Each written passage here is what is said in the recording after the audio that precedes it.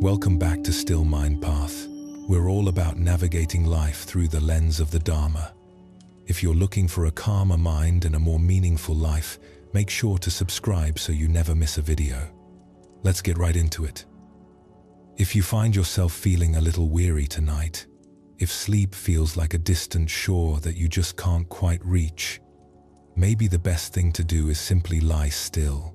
Just for a moment, take a deep, slow breath and try to listen to the rhythm of your own heart. It's been a long day, hasn't it? Perhaps you've been carrying too much. We do that, don't we? We gather up the worries of the day, the pressures of what's next, and the echoes of what's already happened, until they feel like invisible threads wound tight around our minds. Even when our bodies are resting, our thoughts keep running, pacing back and forth, looking for an exit that doesn't exist. But I was thinking lately about how we don't always have to be so strong.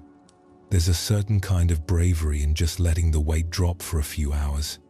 It feels like happiness only really has a chance to settle in when we give ourselves permission to stop, to let the silt in our minds sink to the bottom until the water is clear again. In this life, where everything is constantly shifting, it's only natural to have moments of fragility. Sometimes it's a word someone said without thinking, or a tiny setback that shouldn't matter but does, or just a vague sense of unease about the future. And then, we spend the night staring at the ceiling. The more we think, the more tired we get. The harder we try to forget, the more we remember. We want so badly to fall asleep, but that very wanting becomes the wall that keeps sleep away. Maybe the struggle doesn't come from life being too harsh, but from how we haven't quite learned to just be here, in this exact second. There is an old way of looking at it, where all our restlessness begins in the mind. When the mind is turbulent, even the softest pillow feels like a stone. But when the mind finds its center, even resting your head on a piece of rock can feel like peace. It's a lot like a lake. When the wind picks up, the surface becomes choppy and muddy. You can't see the reflection of the moon anymore. But the moon hasn't gone anywhere. As soon as the wind dies down and the water becomes still, there it is, whole and bright. Our minds are the same. When we stop fighting the waves, when we stop trying to control things that are simply beyond our reach, peace has a way of finding its own way back to us. None of us can really escape the difficult parts of being human. Some of us are dealing with the body's limitations, others with the complexities of the heart, and many of us are still tending to old wounds that haven't quite closed yet. But maybe the goal isn't to make the pain disappear. Maybe it's about learning to look at that pain with a different set of eyes, eyes that understand. When we start to realize that everything is in a state of flux, that nothing stays the same for very long, we stop blaming ourselves so much. The sadness, the worry, it's like a summer rain. It pours down, it feels like it might never end, but eventually, it passes, and when it does, the ground is clean, and there's that fresh smell of wet earth. Suffering only needs a place to land. If we let the mind become still, it starts to lose its grip. Just let your breath be the bridge that brings you back home to yourself. With every breath out, imagine you are letting go of one small thing. With every breath in, just accept the quiet. It's a bridge between the noise of the world and the stillness that lives inside you. You might find a tiny smile naturally wanting to form as you breathe in. And as you breathe out, imagine those heavy bundles you've been carrying just sliding off your shoulders. There's no need to try too hard. No need to pray for something to happen. Just listen. In this very moment, you are alive. You are breathing. You are here. And that is a complete and perfect thing that no one can take from you. I've realized that being content isn't about having everything. It's about knowing how to stop. To stop and listen to what's going on inside. To recognize that even in the middle of a busy, messy life, There is a quiet room within us. It doesn't get old with time, and the world outside can't shake it. We just have to remember how to walk back into it. Our time here is so brief. No matter how long the night feels, the sun always finds its way back up. But if we can let our minds truly rest in the dark, then we've already found our own kind of dawn. So tonight, just let yourself rest. Don't worry about trying to sleep. Just be there in the silence. Sleep is a bit like a flower. It opens when the conditions are right, when the air is still and the timing is natural. And in that moment when you realize that just breathing and existing right now is enough, that's when you touch something real. It's a kind of peace that you don't have to go out and search for. It's been there all along, in every breath, in every quiet beat of your heart. If you're lying there, listening to the wind outside, or the way the leaves rustle against the window, you might notice how everything is moving, everything is changing, every single second. The sound of the wind is never the same twice. The scent of the night air is always new. Even your breath, each inhale and exhale, is a brand new event. It's strange how we spend so much of our lives holding on to things that have already passed, people who have moved on, memories that have turned into shadows. We struggle because we forget that impermanence is the natural way of things. Every ache, every worry. It's like a drop of morning dew. It sparkles in the light for a moment, and then when the sun gets high enough, it just vanishes, leaving no trace behind. Our lives are like that dewdrop, beautiful, fragile, and so very precious. There's an old thought that everything in this world exists because of a certain set of conditions. When those conditions come together, things appear.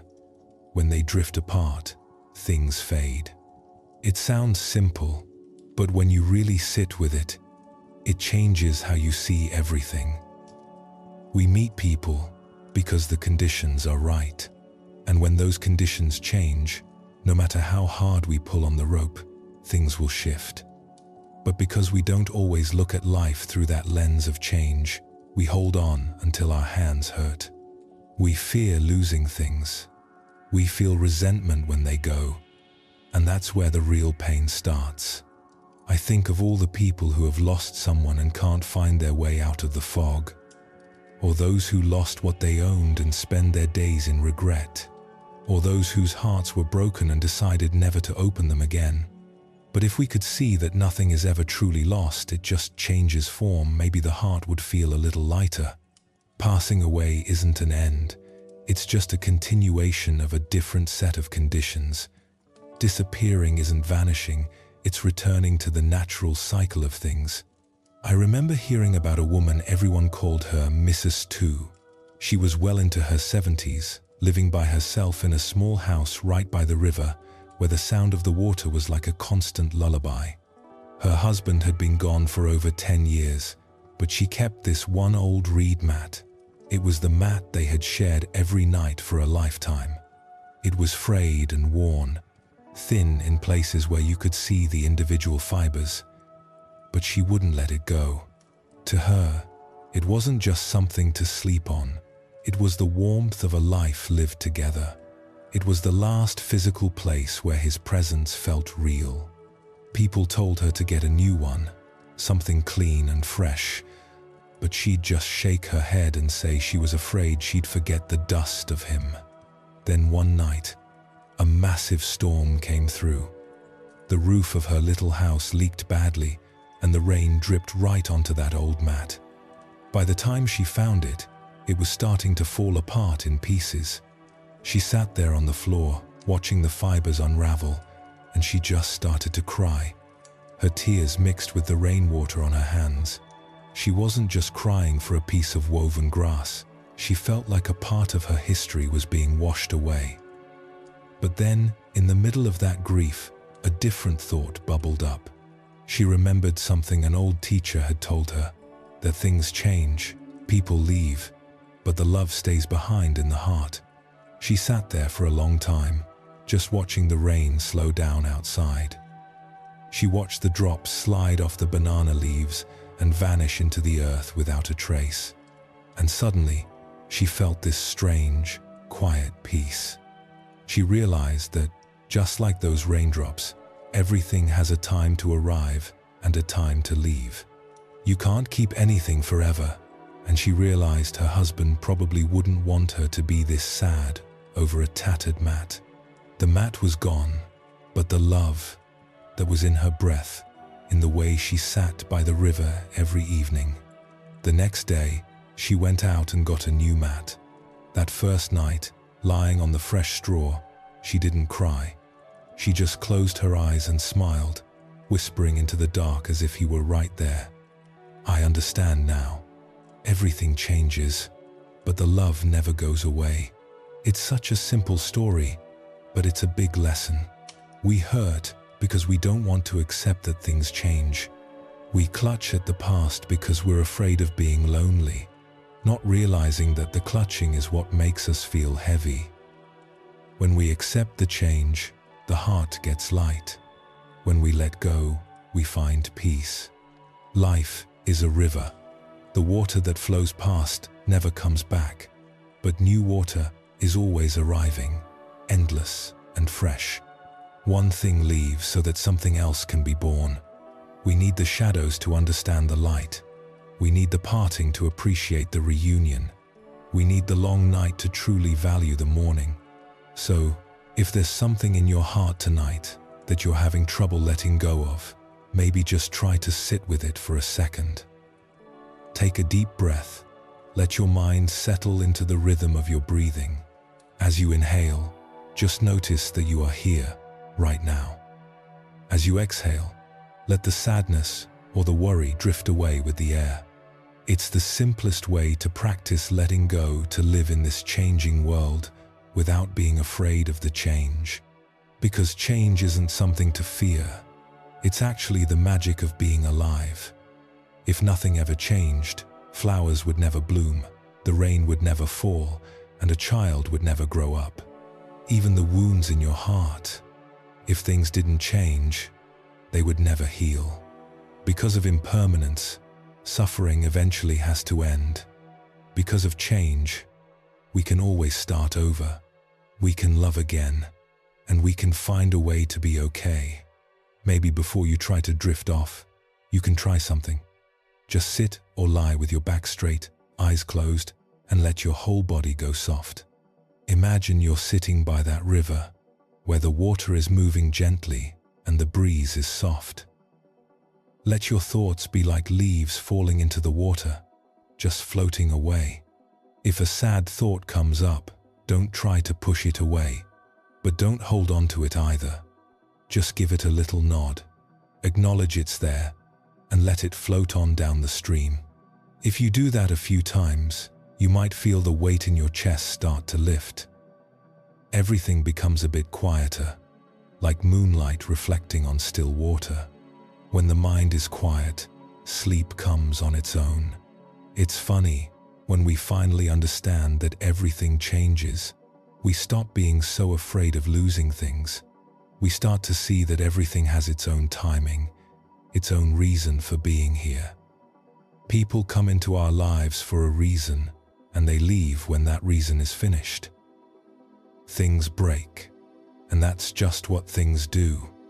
But the kindness we show, the compassion we feel, the small good things we do, those are the seeds that stay.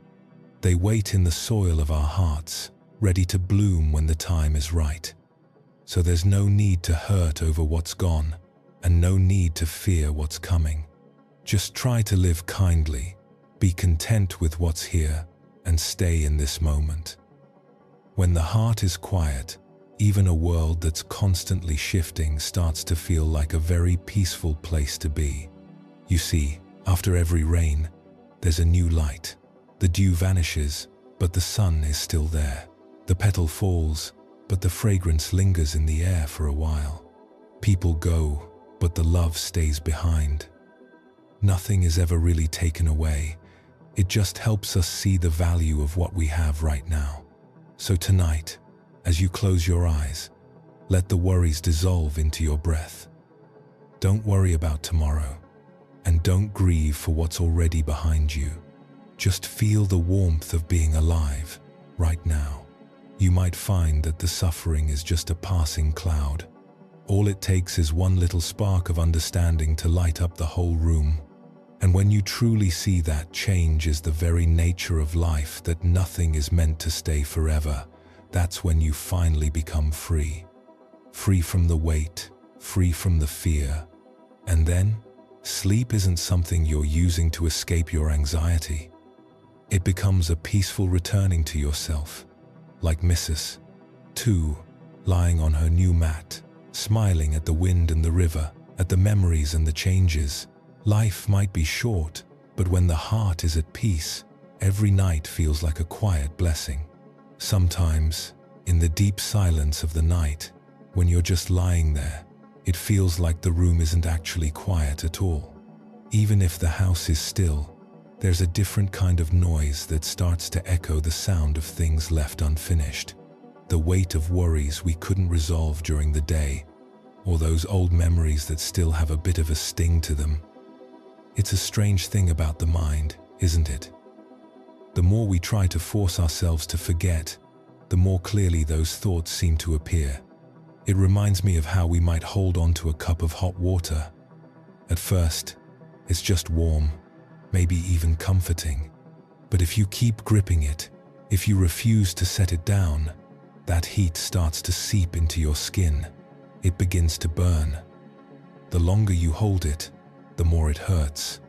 But the moment you decide to just let it go and put the cup on the table, the pain starts to fade. I think much of the weight we carry in our lives isn't necessarily because our circumstances are so heavy, but because we've forgotten how to put the cup down. We hold on to old hurts, we cling to versions of ourselves that don't exist anymore, and we grip onto people who have already walked out of our lives. And then we wonder why we're so tired. We wonder why we can't sleep. It's as if the heart is silently whispering a single word over and over again: release. There's this idea we often get wrong that letting go is a sign of weakness, or that it means we're giving up. But I've come to see it as a form of deep wisdom. When you let go, your heart finally gets to be light. And when the heart is light, the mind can finally find its way to sleep. Yet, we're so used to holding on, aren't we? We've been taught that success means grasping, and that letting go is the same as losing. But really, letting go isn't about throwing things away or running away from your life. It's more like a quiet realization that some things just aren't ours to carry anymore. It's understanding that everything has its own season, a time to arrive, a time to bloom, and a time to fall away. If you try to hold on to a flower that has already withered, you don't have a hand free to catch the new one that's waiting to blossom. When you see it that way, letting go doesn't feel like an ending. It feels like an opening. It's like a door that leads you back to peace. I remember a story about a man named Min. He was what everyone would call successful, wealthy, a big house, a fleet of cars, people who worked for him. He had everything the world tells us we should want. But if you looked at his face, you'd see a man who was constantly under a heavy cloud of tension. He couldn't remember the last time he'd slept through the night. He would lie awake until the sky turned grey, his mind spinning with numbers and plans and fears. One morning, feeling completely frayed, he found himself walking up a path to a small, quiet temple tucked away on a mountainside. The air was different there. He could hear the wind moving through the roof tiles and see the leaves falling slowly in the courtyard. For a moment, he felt like a stranger to himself. He realized he hadn't had a single hour in years that wasn't interrupted by a phone call or a transaction. He found an old monk sitting quietly and decided to ask him the question that had been eating at him. He said, "I have everything people dream of, so why don't I have any peace? I feel like I'm living in a storm. The more I try to keep things steady, the more they seem to slip through my fingers. I'm afraid of losing my money, my influence, my family, and the more I fear it, the less I sleep. My head feels like it's going to explode. The monk didn't say anything at first. He just poured a cup of tea. But instead of giving it to Min to drink, he went into a back room and brought out a simple glass filled with very hot water. He handed it to Min. Min took it, and within a few seconds, the heat started to burn his palm. He winced, but he kept holding it, worried that if he let go, the glass would shatter or the water would spill. The monk watched him and said softly, "If you keep gripping it, that water is going to burn you. Only when you let it go will you find relief." Min was startled. He quickly set the glass down on the wooden table. His hand was red, and the heat was still throbbing under his skin. The monk asked him, "Did it hurt?" Min nodded. Then the monk said, "Your life is just like that glass. For years, you've been gripping things that are burning you, but you didn't realize you could just set them down. You're holding on to power and reputation and what people say about you. Every time someone insults you, you hold on to it. Every time someone lets you down, you hold on to that too. Every time you lose a bit of money, you hold on to the regret. The more you hold, the hotter it gets. Just put it down. You'll feel the lightness immediately." Min sat there in silence for a long time. It was as if a cool rain had finally fallen on his parched heart. He had always blamed the stress of his work, the betrayal of others, or the difficulty of the times for his misery. But in that quiet courtyard, he realized he was the one doing it to himself. He looked out at the garden and saw the leaves drifting in the breeze, so effortless and free. And he realized he had been living like a dry branch trying to hold onto its leaves long after the season had changed. The monk poured him a fresh cup of tea and said, "Letting go isn't about losing. It's about winning back your own soul.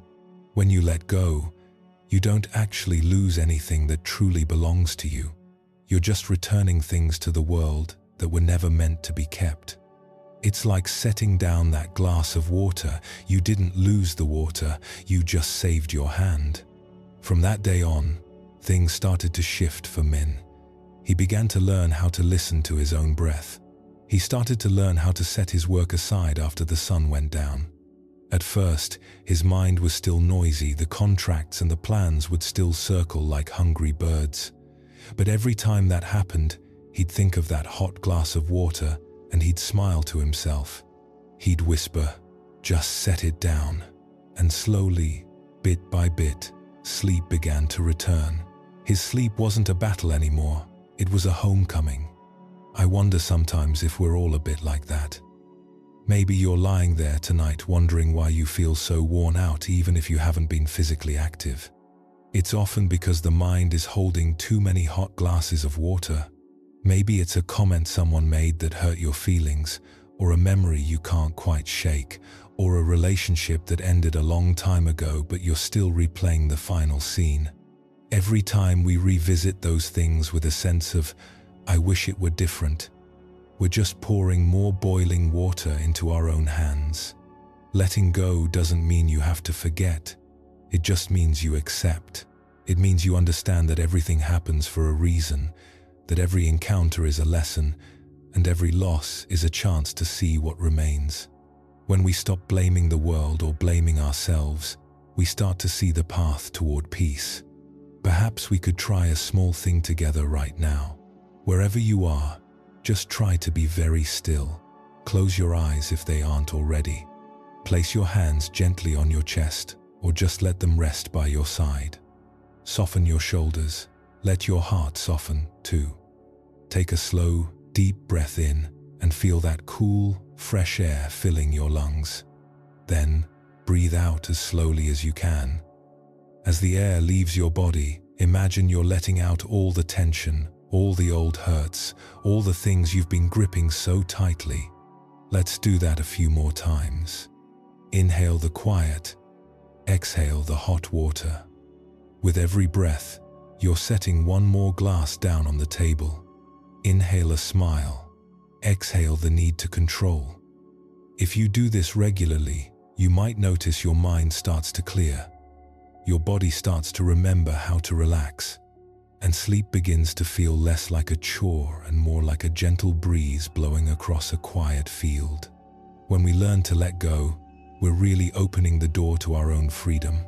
When the mind isn't stuck on what should have been, life starts to feel clear again, like a lake after the wind has died down.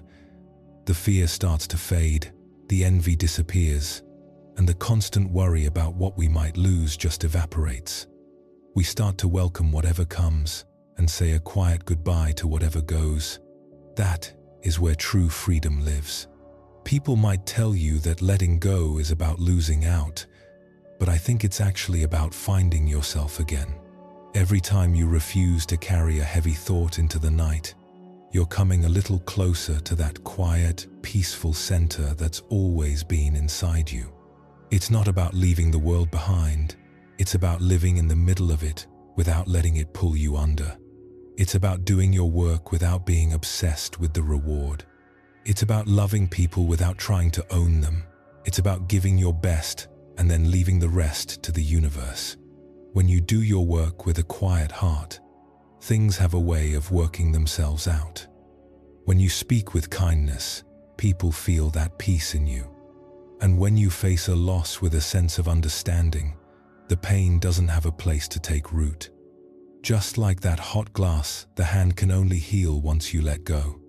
It's hard to sleep in a room where the windows are rattling in a storm. The mind is the same way.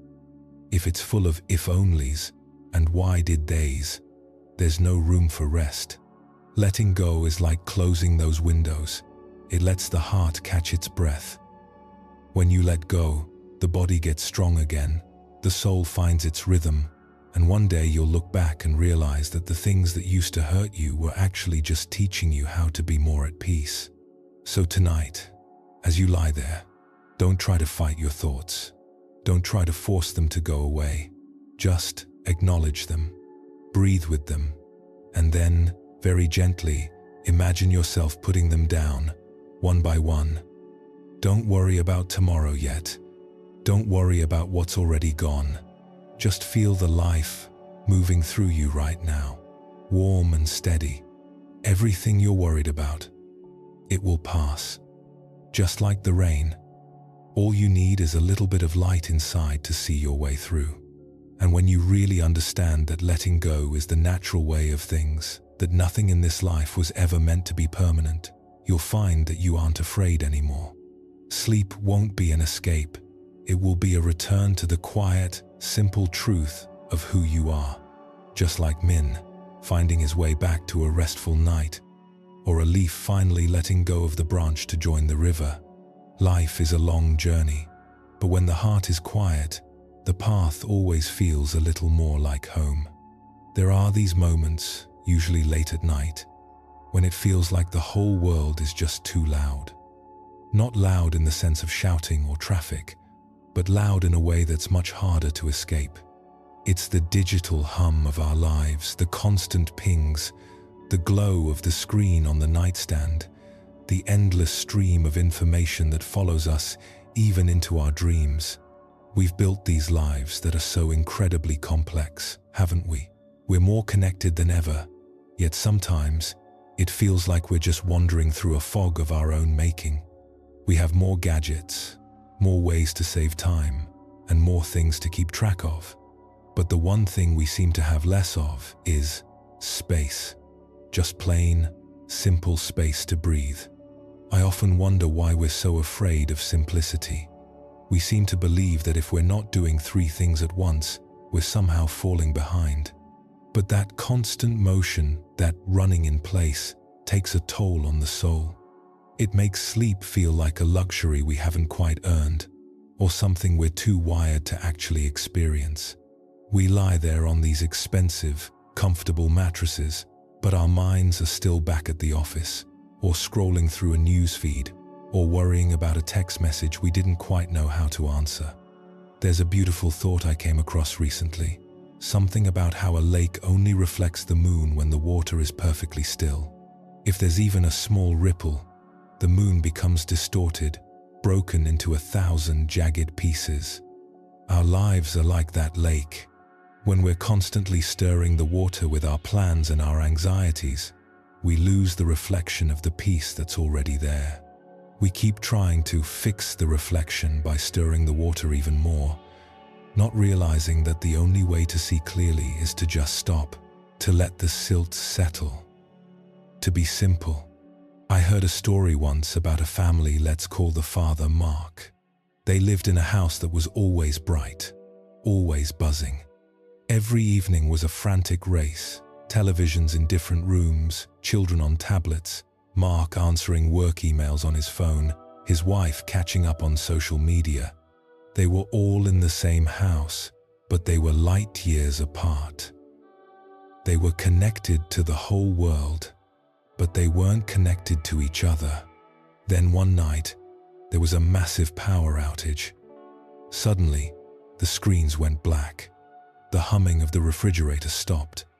The Wi-Fi disappeared. At first, there was this collective gasp of frustration. They felt lost, almost panicked, as if they had been disconnected from their very existence. But Mark found a few old candles and lit them, placing them on the kitchen table. The family gathered around the small, flickering glow because it was the only light they had. In that soft, amber light, something changed. Without the distractions, they actually looked at one another. They started to talk, not about the news or about what was on the screen, but about small, real things. Mark asked his son what he'd been thinking about lately. He asked his wife how she was really doing. They sat there and ate a simple meal by candlelight, and for the first time in years, they actually tasted the food. They heard the sound of the wind in the trees outside, a sound that had always been there but had been drowned out by the noise of their lives. When the power finally came back on hours later, none of them moved to flip the switches. They just sat there for a while longer in the quiet. Mark realized that they had been so busy building a perfectly connected life that they had forgotten how to just be together. He saw that the complexity they had embraced was actually a wall. The next day, they decided to have a quiet hour every evening. No phones, no screens, just the family and the silence. And Mark found that, for the first time in a decade, he could finally sleep. It's interesting how we think we need so much to be happy. We think we need the latest, the fastest, the most complicated version of everything. But maybe the real secret is just knowing when you have enough. There's an old piece of wisdom that says the person who knows they have enough is the wealthiest person in the room. When you stop chasing more, the chasing stops in your head too. And when the chasing stops, you can finally rest. Simplicity isn't about giving everything up. It's not about living in a vacuum. It's more about a quality of the heart. It's about looking at your life and realizing that you don't need to overcomplicate the things that are meant to be simple. A conversation can just be a conversation. A walk can just be a walk. A breath can just be a breath. We don't have to analyze everything. We don't have to turn every moment into a project or a memory to be shared online. I've been trying to practice this lately, just choosing one thing at a time. If I'm drinking tea, I just drink the tea. I feel the warmth of the cup in my hands. I smell the steam. I don't try to read the news at the same time. I don't try to plan my week. And it's amazing how much quieter the world gets when you only give your attention to one thing. It feels like a heavy weight being lifted off my chest. Maybe you could try that right now. Just pick one sensation. Maybe it's the feeling of the blanket against your skin, or the sound of your own breath, moving in and out, like the tide. You don't have to solve the mysteries of the universe tonight. You don't even have to solve the problems of tomorrow. You can just be this person, in this bed, breathing this air. That is enough. You are enough, just as you are, without any additions or improvements. We spend so much energy trying to be more productive, more successful, more informed. But in the quiet of the night, all those mores just feel like extra baggage. What if you just let them sit by the door for a while? You don't need them where you're going. Where you're going into sleep, into rest, you only need your own presence. You only need the simple, unadorned truth of yourself. I think of the trees outside. They don't worry about being productive in the winter. They just stand there. They let their leaves go. They pull their energy deep into their roots, and they wait. They know that simplicity is how you survive the cold. They know that resting is just as important as growing. We're part of that same nature, but we've forgotten how to lose our leaves. We try to stay green and blooming all year round, and it's no wonder we feel so exhausted. So, if you're feeling that exhaustion tonight, maybe you can just take a cue from the trees. Let the old thoughts fall away. Let the need to be complicated drift off. Imagine your mind is like that lake again. The wind is dying down now. The surface is becoming smooth. The jagged pieces of the moon are starting to come back together, forming one clear, bright circle. You don't have to do anything to make it happen. You just have to stop stirring the water. Just breathe. Slow and easy. There's nothing you need to grasp. There's no one you need to impress. In this quiet space, you can just be.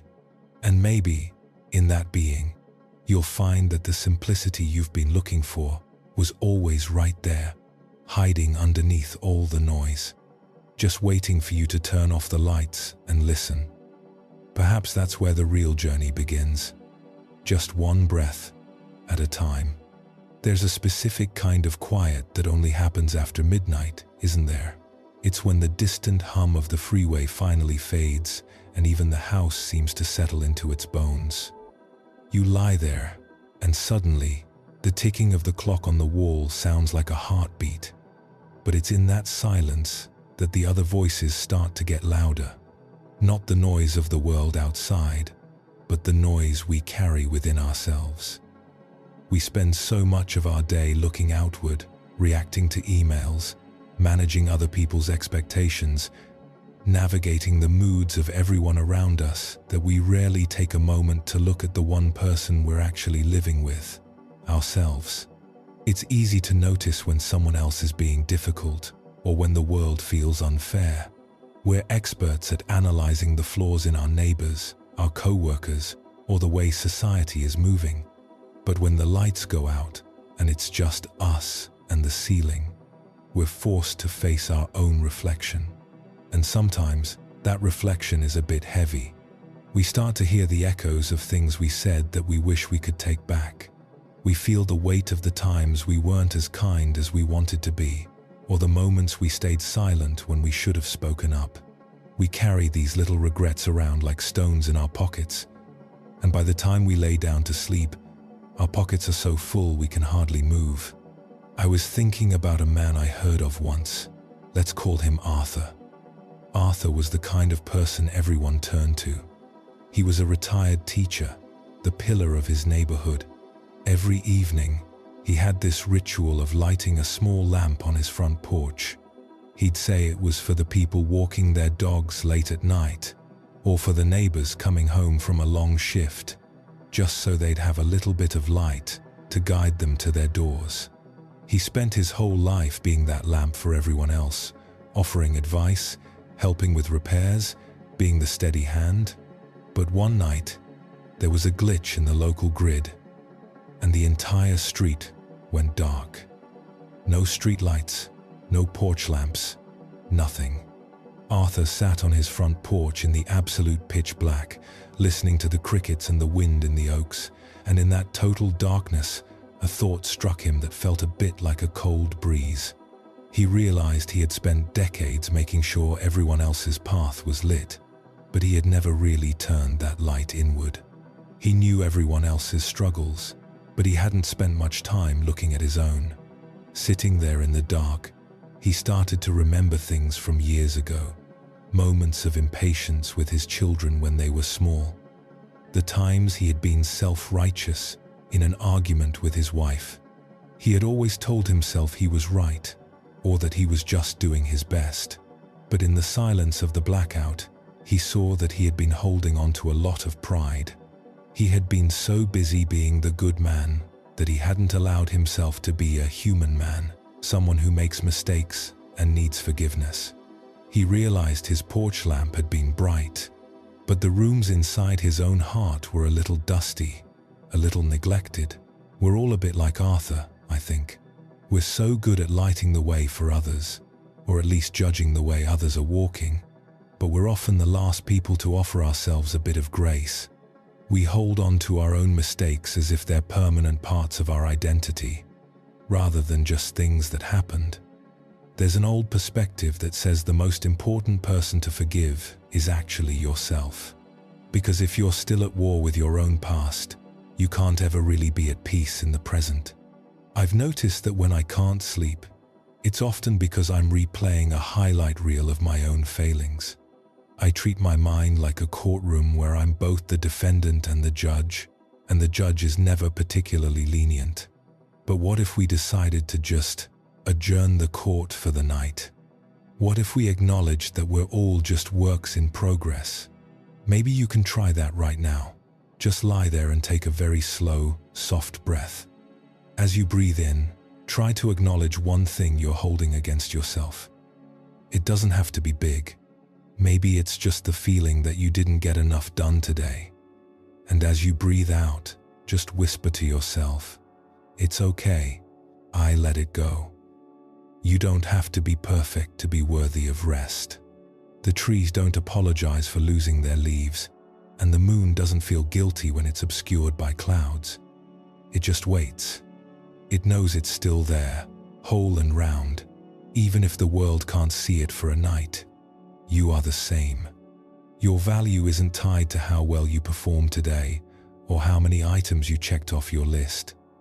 You are enough simply because you are here, breathing, experiencing this life. There's a certain power in just being honest with ourselves in the dark, not in a way that's cruel, but in a way that's compassionate. Like looking at a friend who's had a hard day and saying, "Hey, you've had a long road. It's okay to put the bags down now." We rarely say that to ourselves. We usually say, "You should have done better. Why did you say that? How are you going to fix this tomorrow?" But tomorrow hasn't happened yet. And yesterday is a ghost. The only thing that's real is the air moving in and out of your lungs right now. I've started to think of my mind as a house. Sometimes I realize I haven't opened the windows in years. I've been keeping all the old arguments and the old shames locked inside, and the air has gone stale. Looking inward, really looking, is like finally pushing those windows open. It might be a little scary at first to let the light in, to see where the dust has gathered, but it's the only way to breathe again. In the quiet of the night, if you hear the wind rattling the window pane, maybe try to see it as a reminder. Everything in nature is constantly being washed clean, constantly being renewed. The rain washes the dust off the leaves. The wind clears the fog. We are the only creatures that try to hold on to the dust. We're the only ones who try to keep the fog from lifting because we think we deserve to live in it. But you don't. You deserve the same kindness you'd give to a stranger. I remember reading about how forgiveness isn't actually for the person who hurt us, it's for us, so we don't have to carry the burden of the anger. It's the same when it comes to ourselves. Forgiving yourself isn't about letting yourself off the hook or saying that your mistakes didn't matter. It's about realizing that carrying the guilt doesn't actually change the past.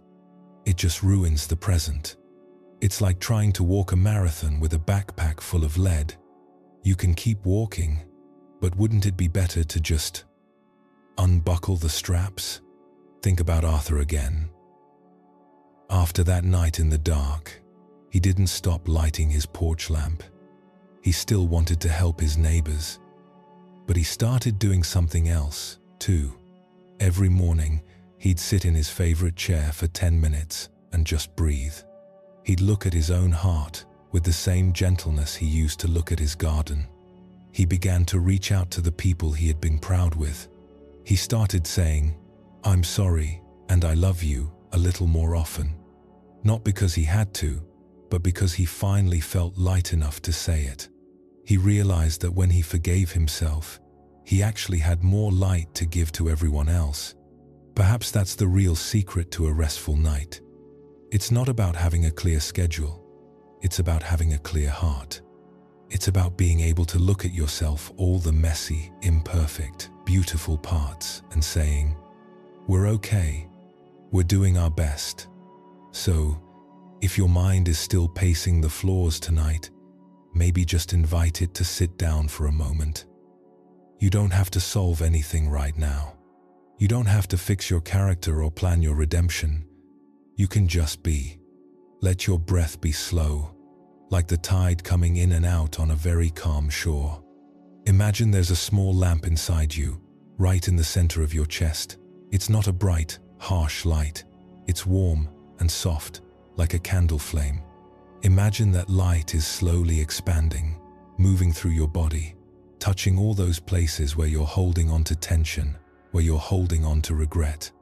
Let that warmth soften the edges. You're allowed to be human. You're allowed to be tired.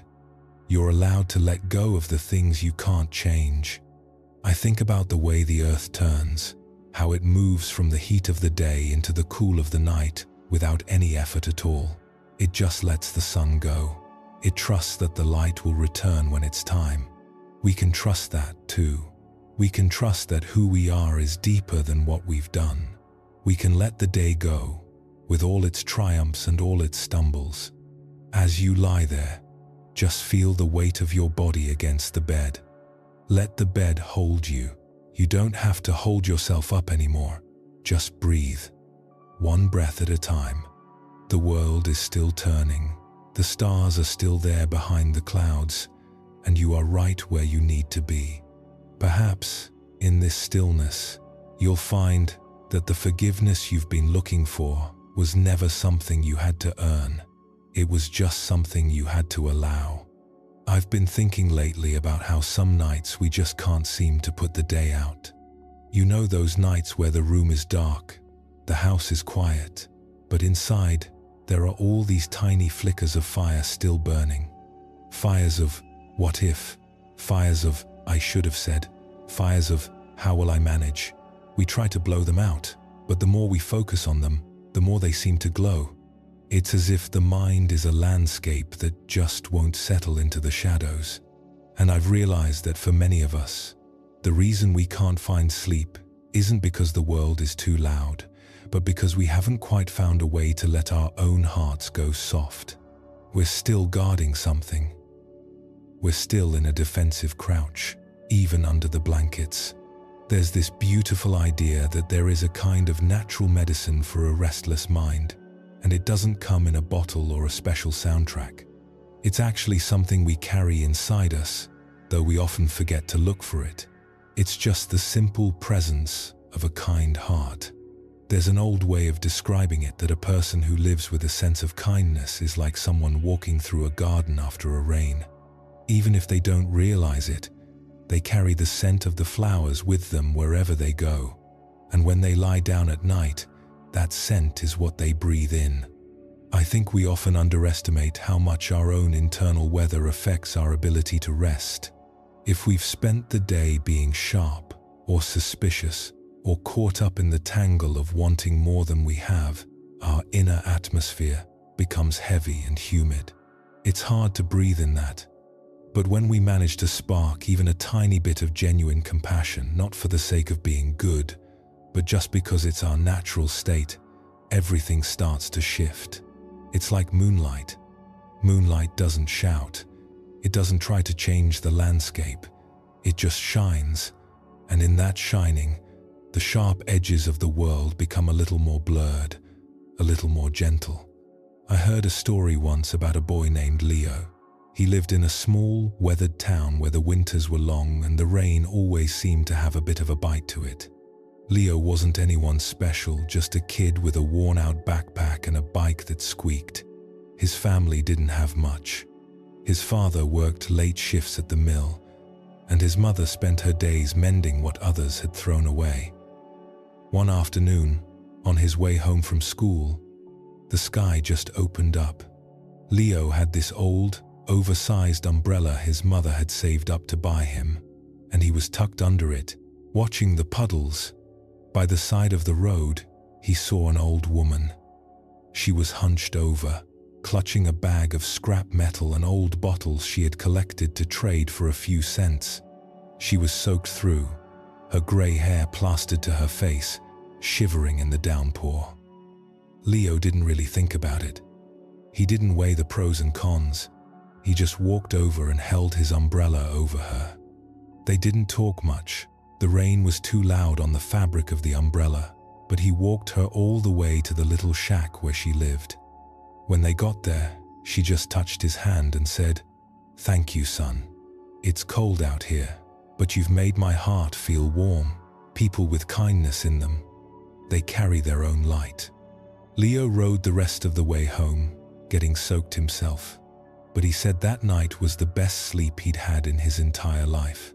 He lay there listening to the rain on the tin roof, and instead of feeling cold or worried about his wet clothes, he felt this strange, golden warmth in his chest. It wasn't because he felt like a hero. It was just that, for a few minutes, he had stepped outside of his own little world and connected with someone else's. He had let his own moonlight shine for a second, and in doing so, he had chased away his own shadows. It's funny how that works, isn't it? We think that by focusing on ourselves and our own problems, we'll eventually solve them and find peace. But it's often the opposite. When we do one small, kind thing, without wanting a thank you, without needing anyone to see it, we're actually doing something for ourselves. We're clearing the silt out of our own minds. Every act of kindness is a way of saying to the universe, "I trust that there is enough. I am enough. I don't have to hoard my energy or my love." And that trust is what allows the body to finally let go and sink into sleep. I think of the people who seem to have figured this out. I remember an old woman in a neighborhood I used to live in. Everyone called her Mary. She sold flowers at a tiny wooden stand on the corner. She'd be there at 5 in the morning, her hands calloused and stained with earth, arranging these simple bouquets. She wasn't rich. She lived in a one-room apartment that smelled like peppermint and old books, but she always had this look on her face, like she knew a secret the rest of us were still trying to guess. Someone once asked her why she didn't try to expand her business, maybe hire a couple of people so she wouldn't have to work so hard in the cold. She just gave this slow, quiet laugh and said, "Oh, I have enough. I have a roof that doesn't leak much, a hot cup of tea when I need it, and I get to see people smile when they walk away with a bit of color in their hands. Why would I want to trade my peace for more things to worry about?" Mary slept like a baby, she told me. She didn't have any debts of the heart. She didn't owe anyone a sorry, and she didn't have any if-onlys stuffed under her bed. She was content. Contentment is such a quiet word, but it's actually a superpower. It's the root of everything we're looking for. We think we'll be content when we get the promotion, or when the house is paid off, or when we finally find that perfect person. But that's a trap. Contentment is a decision we make in the middle of the mess. It's looking at your life, the broken parts, the unfinished parts, and saying, "Even so, I have enough. I am enough." When you can say that, the hunger in the mind finally stops pacing. And when the hunger stops, the rest begins. Maybe tonight, as you're lying there, you could try to find that Mary or Leo inside yourself. You don't have to go out and save the world. You can just start by being a little kinder to the person in the bed. If you're feeling frustrated that you're still awake, or if you're judging yourself for things that happened today, just stop for a second. Try to look at your own soul with that same moonlight, soft, non-judgmental. Imagine you're just a friend sitting by your own side, saying, "It's okay. You've done enough for today. You can put the day down now." I've found it helpful sometimes to do a little heart scanning. Just lying still and breathing very slowly. As you breathe in, imagine a soft, pale light, like the moon, starting to glow right in the center of your chest. This isn't a light you have to work for. It's already there. It's the part of you that knows how to love, the part of you that's inherently good. As you breathe out, imagine that light slowly expanding. Let it move through your shoulders, down your arms, into your legs. Let it wash over all those places where you're holding on to tension or resentment. If there's someone you're angry with, or someone who hurt you, try just for this moment to send a tiny bit of that moonlight toward them. Not because they deserve it, but because holding on to that anger is like trying to sleep with a hot coal in your hand. It only burns you. Just whisper in your mind, "May you find peace, so I can find mine." It's amazing how much more room there is in the heart once you let the anger out. The mind is a bit like a room. If we fill it with furniture, we don't need the heavy tables of "I want," the cluttered shelves of "I fear." We eventually can't even move. But kindness and contentment are like taking all that clutter out and leaving the room empty and clean. In that emptiness, there is space for sleep to come in. There is space for the soul to stretch out and breathe. I think about the way the trees stand in the park at night. They aren't trying to be more than they are. They aren't worrying about the tree next to them. They just exist. They take what they need from the earth and the air, and they give back oxygen. They are perfectly simple, perfectly kind in their own way. We are part of that same world. We have that same ability to just exist, to be content with our place in the cycle of things. So tonight, let the worries go. Let the complexity of being a person fade into the background. You don't need to be anyone special. You don't need to have achieved anything today to earn this rest. You can just be like that moon shining quietly, reflecting the peace that's already there. Just breathe. Slow and steady. Feel the weight of your body, supported by the earth. Everything is as it should be. The world is turning, the night is deep, and you are safe in the stillness of your own heart. Perhaps, in this soft light, you'll find that the sleep you've been chasing has been waiting for you all along, just on the other side of enough. It's interesting, isn't it, how we often think of home as a place with four walls and a roof, a place where we keep our things and lock the door at night. But lately, I've been feeling like the real home we're all looking for isn't made of wood or stone at all. It's more like a state of mind, a certain way of breathing when the world feels a bit too heavy. I was sitting by a small creek the other day, just watching the way the water moved over the rocks. It never really stays in one place, does it? The water you see one second is gone the next, replaced by something entirely new, yet the creek itself remains. It's a constant movement, a continuous flow that never seems to get tired of itself. And I wondered why we, as humans, find that so hard to do. We want to catch the water in our hands and keep it there. We want to freeze the moments that feel good and push away the ones that don't, not realizing that it's the very movement, the coming and the going, that makes the river a river. We spend so much of our energy trying to build dams in our lives. We try to block the flow of change, thinking that if we can just keep everything exactly as it is, we'll finally be safe. We hold on to our youth, our positions, our relationships, even our old hurts, as if they were solid ground. But the truth is, life is more like that water. It's always moving, always shifting, always becoming something else. When we try to hold on too tight, we're like someone trying to grab a handful of the river. The harder we squeeze, the faster it slips through our fingers, leaving us with nothing but wet hands and a sense of loss. But if we just let our hands stay open, The water flows over them. We still feel the coolness. We still experience the current, but we aren't exhausted by the struggle of trying to own it. I think that's what happens when we can't sleep. We're lying in the dark, trying to hold on to the day that's already passed, or trying to reach out and control the day that hasn't even arrived yet. We're building dams in the middle of the night. We're replaying conversations, analyzing mistakes, or mapping out what-ifs, as if we could somehow prevent the river from flowing. But what if we just let it flow? What if we acknowledge that everything we're worried about is just part of the current?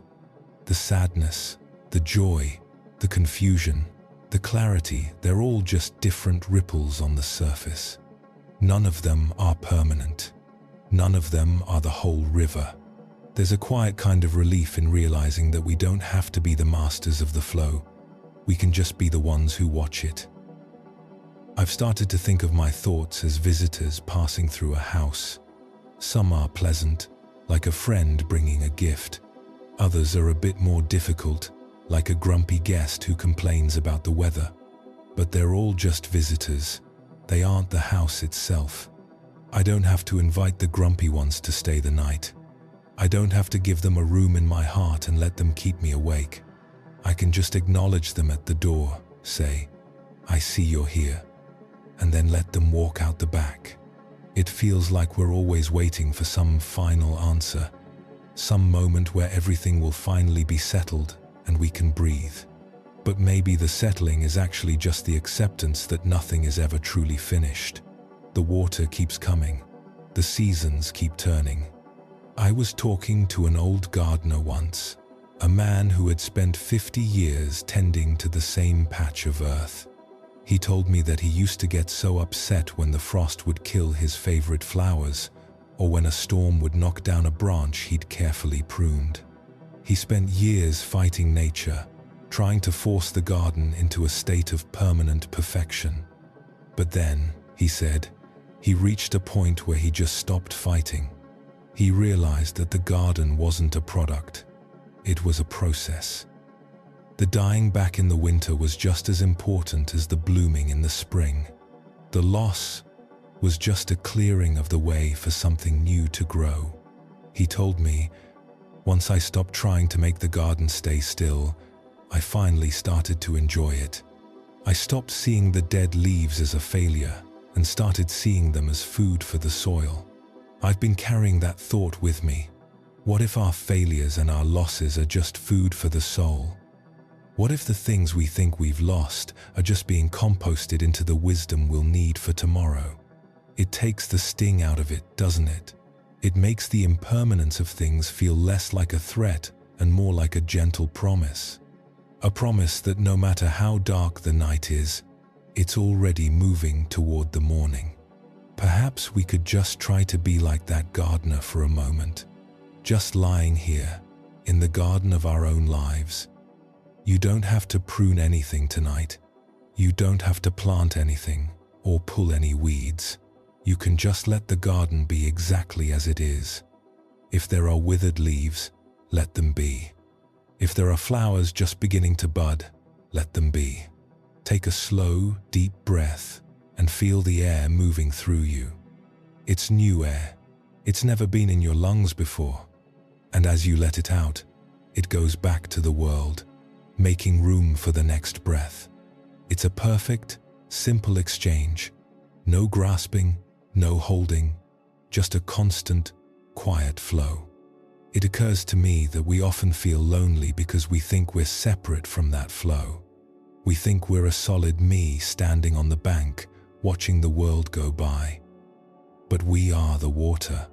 We are made of the same stuff as the stars and the trees and the rain. When we realize that, the fear of losing things starts to lose its grip. Because where could anything truly go? It just changes form. It returns to the source. The river doesn't lose the water that flows into the sea. It's all part of the same cycle. I've found that when my mind starts to race, it helps to just label it movement. I tell myself, there's some movement in the mind right now. I don't call it my anxiety or my problem. I just see it as a current of energy passing through. It makes it feel less personal, less heavy. It's just the wind blowing through the trees. The trees don't take the wind personally.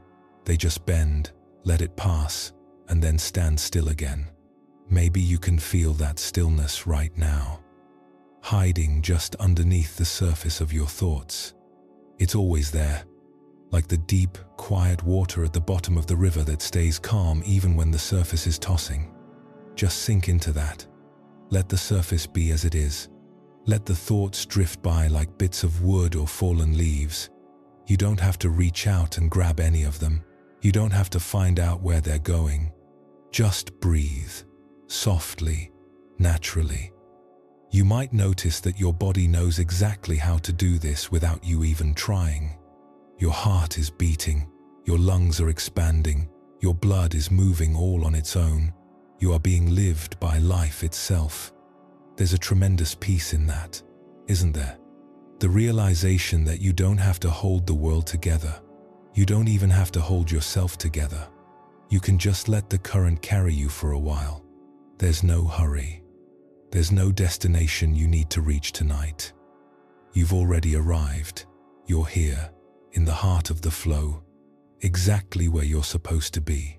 And as the night deepens, you might find that the home you were looking for isn't somewhere else.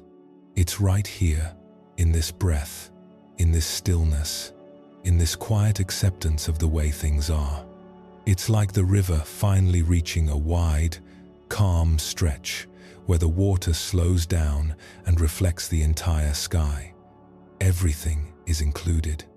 The clouds, the stars, the dark shadows of the trees on the bank. It's all there, held in the same quiet embrace. You are that embrace. You are the space where everything is allowed to happen.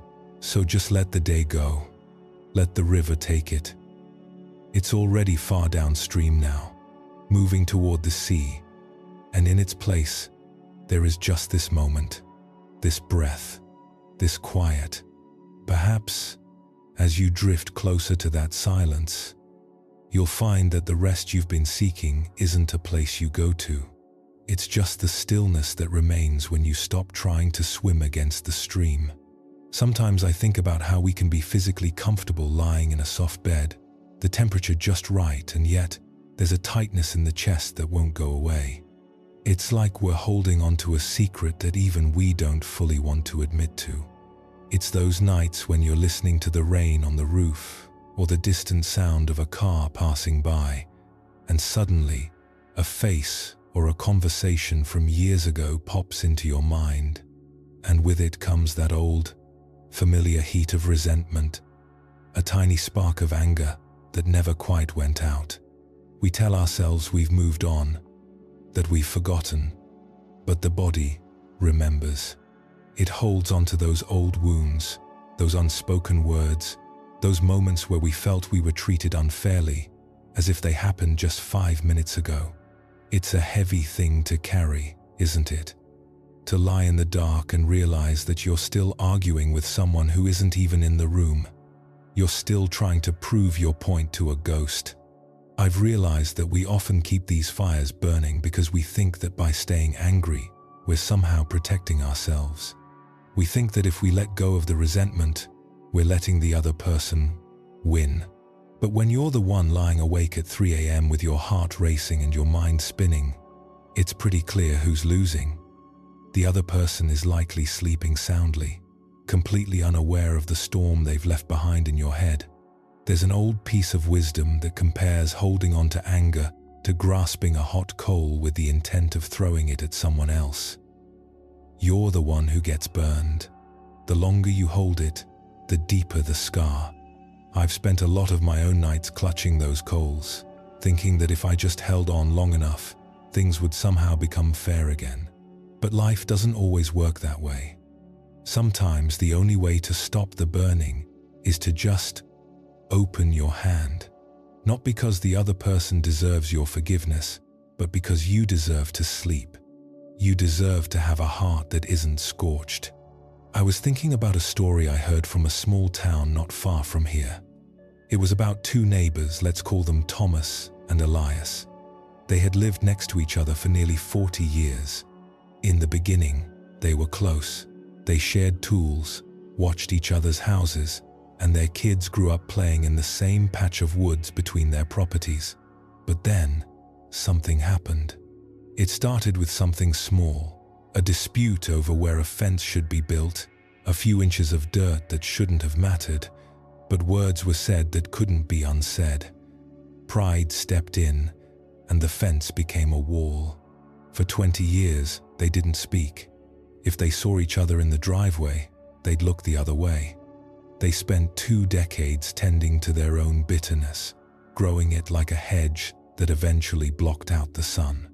Thomas would lie awake at night thinking of all the ways Elias had been stubborn, and Elias would spend his mornings muttering about Thomas's selfishness.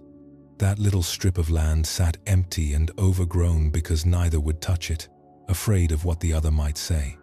Then, one winter, Elias got very sick, the kind of sickness that makes the world go very quiet. Thomas heard about it through the neighborhood grapevine. He spent 3 days sitting by his window, looking at that overgrown fence line. He felt the old anger, but he also felt something else, a strange, heavy kind of fatigue. He realized he was just tired of being angry. He was tired of carrying the weight of a 20-year-old argument that, in the face of life's fragility, suddenly felt very small. One evening, he made a simple pot of soup.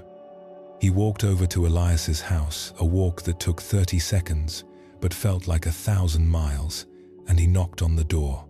When Elias's wife opened it, she looked shocked.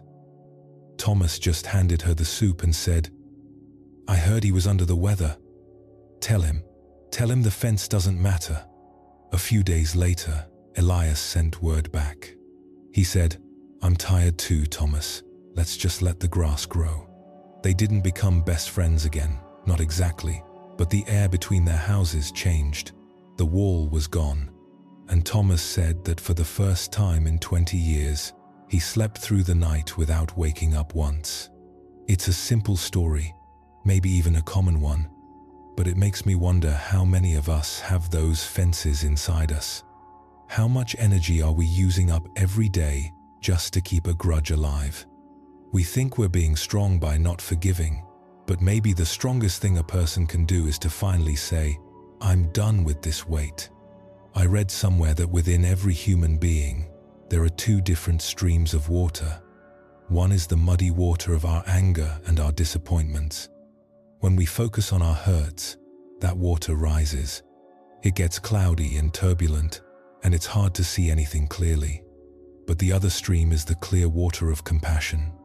It's always there, running underneath the surface. It's the part of us that knows how to forgive, the part of us that understands that everyone is carrying their own hidden pain. When we choose to nourish that clear stream, the muddy water starts to settle. It doesn't happen all at once, but slowly, the clarity returns. Forgiveness is such a misunderstood word. We think it means we have to like the person who hurt us, or that we have to pretend what they did was okay. But it's not that at all. Forgiveness is just a gift you give to yourself. It's like finally opening the windows of a house that's been closed up for years. You're letting the stale air out. You're letting the light in. You're deciding that you are no longer going to let someone else's actions determine the quality of your peace. I've been trying a little practice lately. When I feel that old heat rising in my chest, I just sit and breathe into it. I don't try to talk myself out of the anger, and I don't try to justify it. I just acknowledge it. I say to myself, I see that I'm angry. I see that I'm hurting. And then, as I breathe out, I try to imagine a cool, clear stream flowing through my heart, just washing the edges of that wound. Perhaps you could try that right now. Just lie very still. If there's a person or a memory that's been bothering you, just let it come to the surface for a moment. Don't fight it. Just look at it. And then take a very slow, deep breath in. As you do, imagine you're drawing in a sense of kindness, not just for others, but for yourself. You've been through a lot, you've carried a lot. And as you breathe out, imagine you're just letting the grip loosen. You might whisper to yourself, "I choose peace." Or maybe, "I forgive myself for holding on so long." It's amazing how the body responds when the mind stops fighting. You might feel your shoulders drop away from your ears. You might feel the muscles in your face soften. You might feel your breath become deeper and more natural. You're not trying to achieve anything. You're just allowing yourself to be. Anger is like a fire. It needs fuel to keep going. The fuel is our thoughts, our stories, our constant replaying of the crime. When we stop feeding the fire with those stories, it eventually runs out of energy.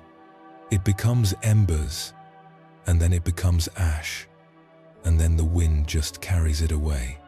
I think of the night sky above us. It's so vast, so silent. It holds everything, the storms, the clouds, the shooting stars, and it doesn't try to grab onto any of it. It just lets it all happen. We can be like that sky. We can be the space where things happen, rather than the things themselves. We don't have to be the anger. We don't have to be the hurt. We can just be the stillness that observes them. If you're still awake, don't worry.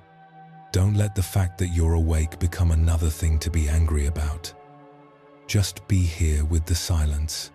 Listen to the way your heart is beating steady, faithful, doing its job without you even asking. Feel the air moving in and out of your nose. Everything is okay.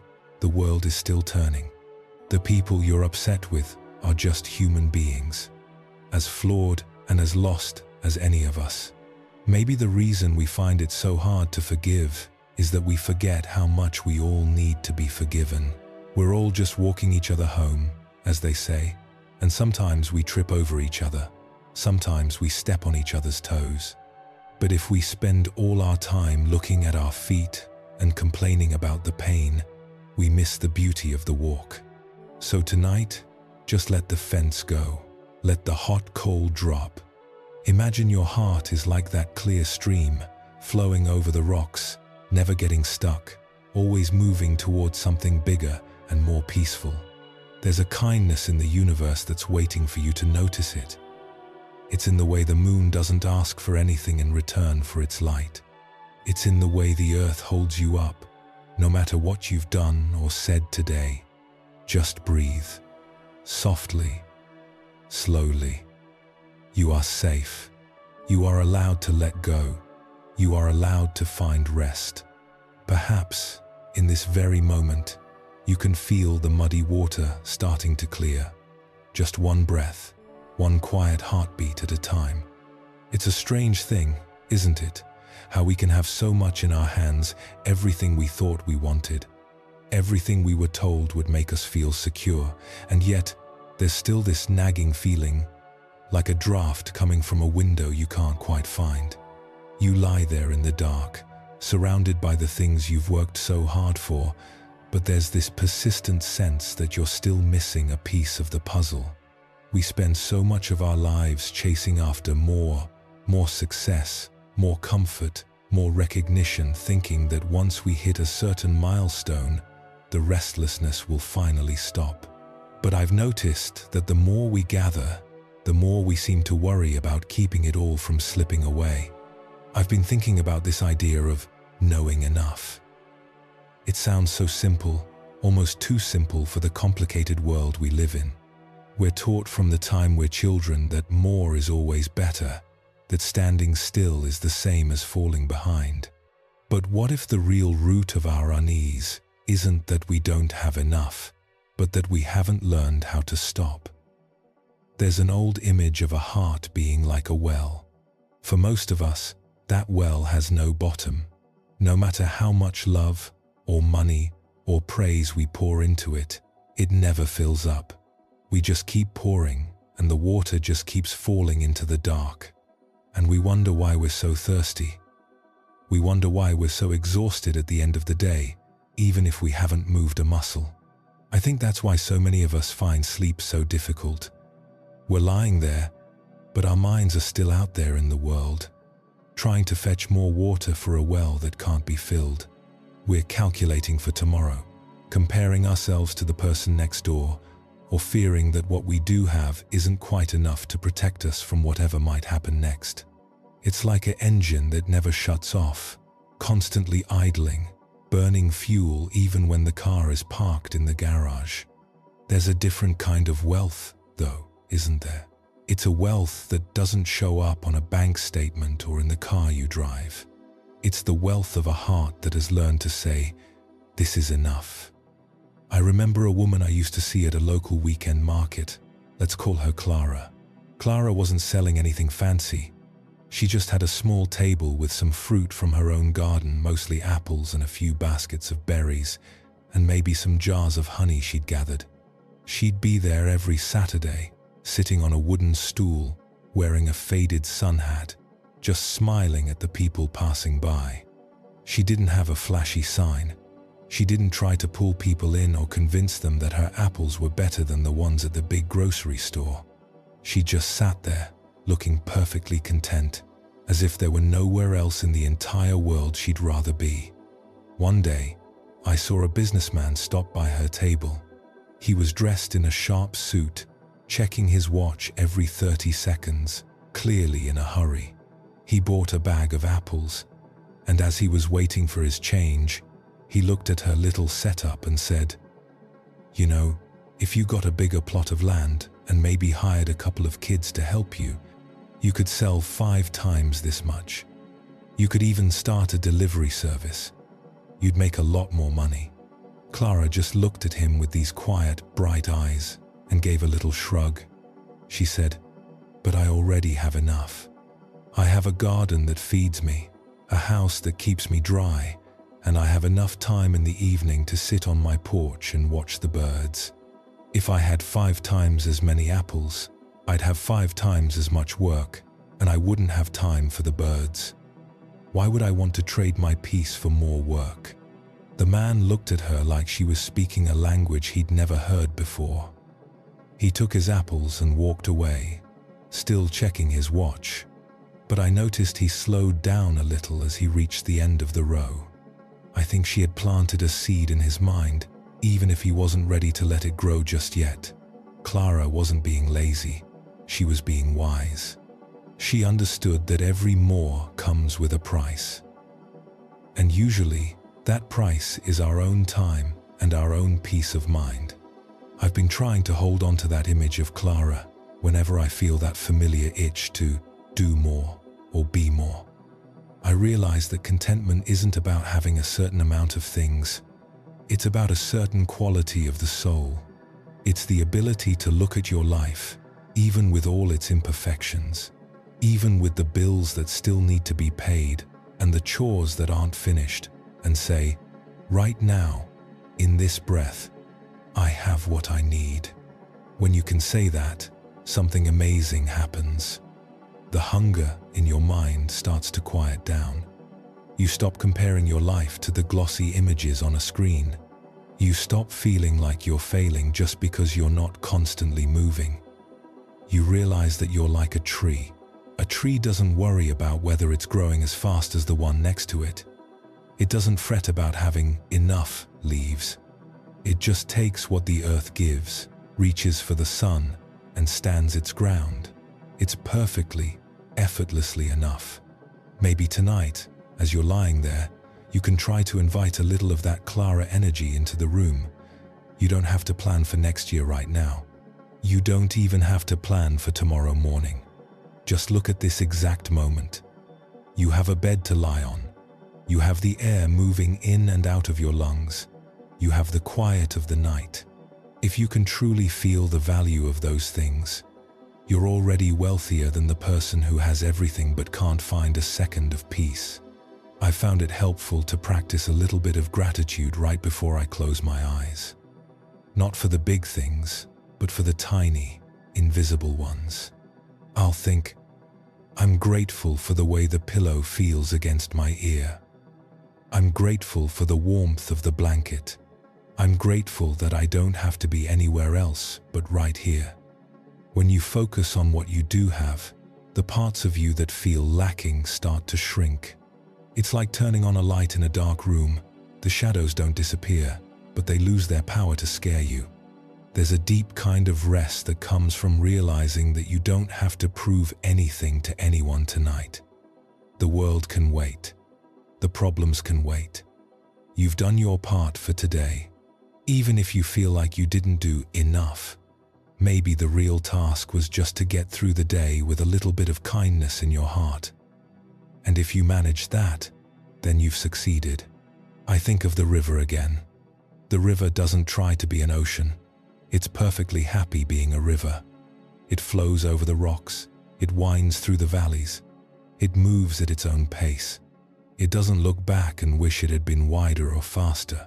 It just is. And because it just is, it finds its way to the sea eventually, without any effort at all. We are the ones who make it hard. We are the ones who think we have to push the water to make it move.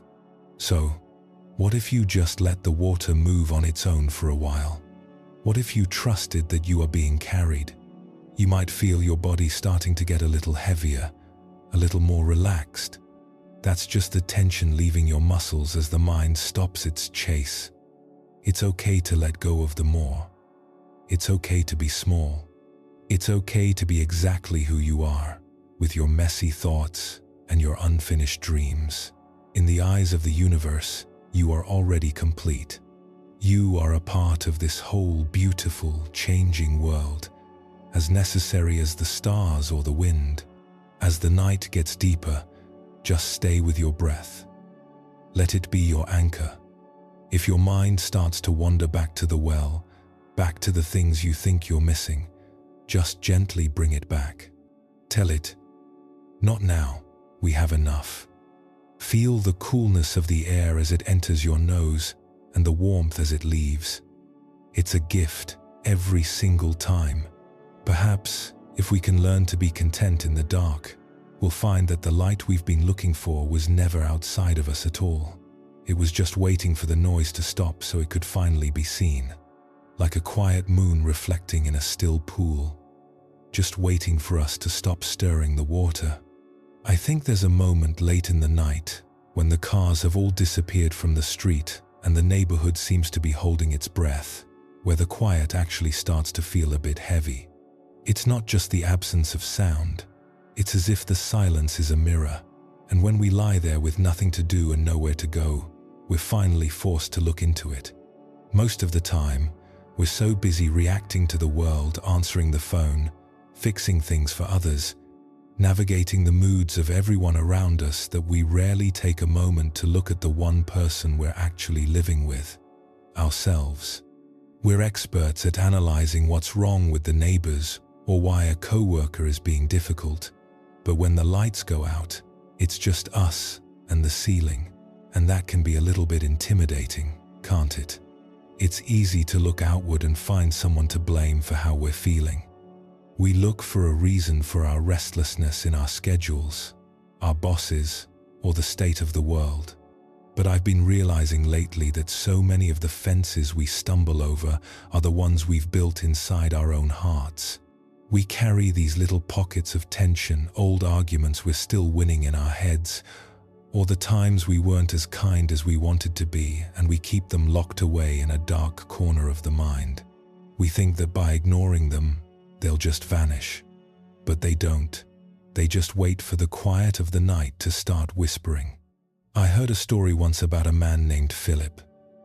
Philip was a retired teacher, the kind of man everyone in his small town respected. He had this little habit every evening. He would light a small, warm lamp on his front porch.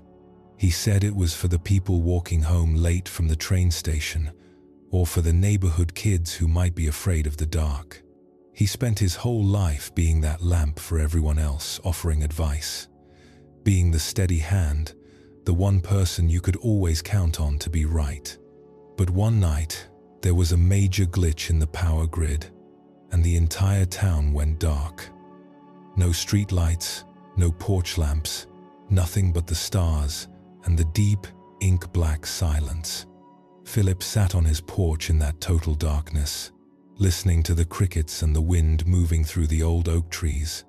And in that total absence of light, a thought struck him that felt a bit like a cold draft.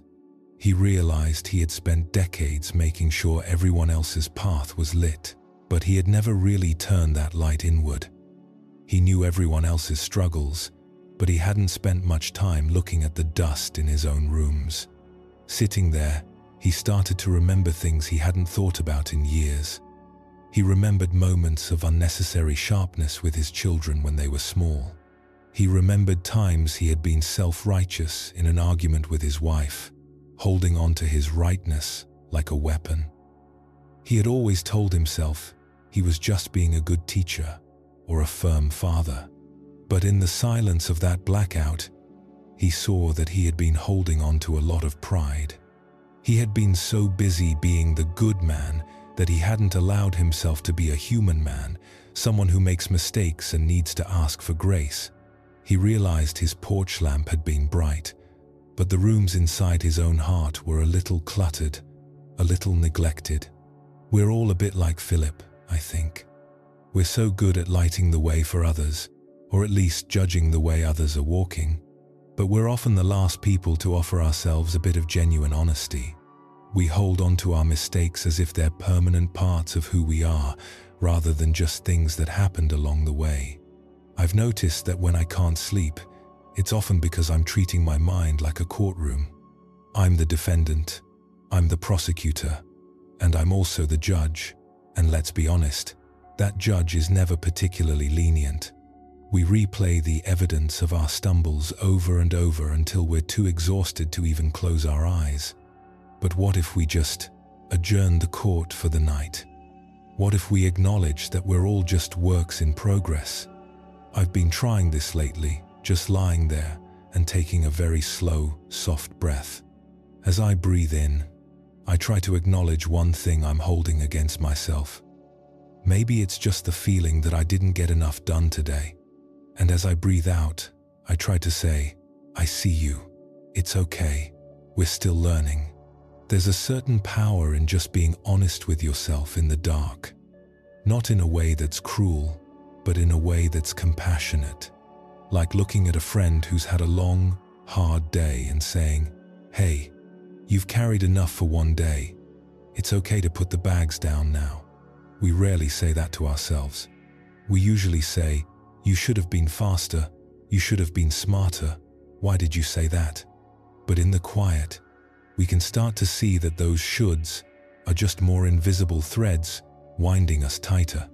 I've started to think of the mind as a house. Sometimes I realize I haven't opened the windows in months. I've been keeping all the old arguments and the old shames locked inside, and the air has gone stale. Looking inward, really looking, is like finally pushing those windows open. It might be a little scary at first to let the light in and see where the dust has gathered, but it's the only way to breathe again. In the deep quiet, if you hear the wind rattling the window pane, maybe try to see it as a gentle nudge. Everything in nature is constantly being washed clean, constantly being renewed.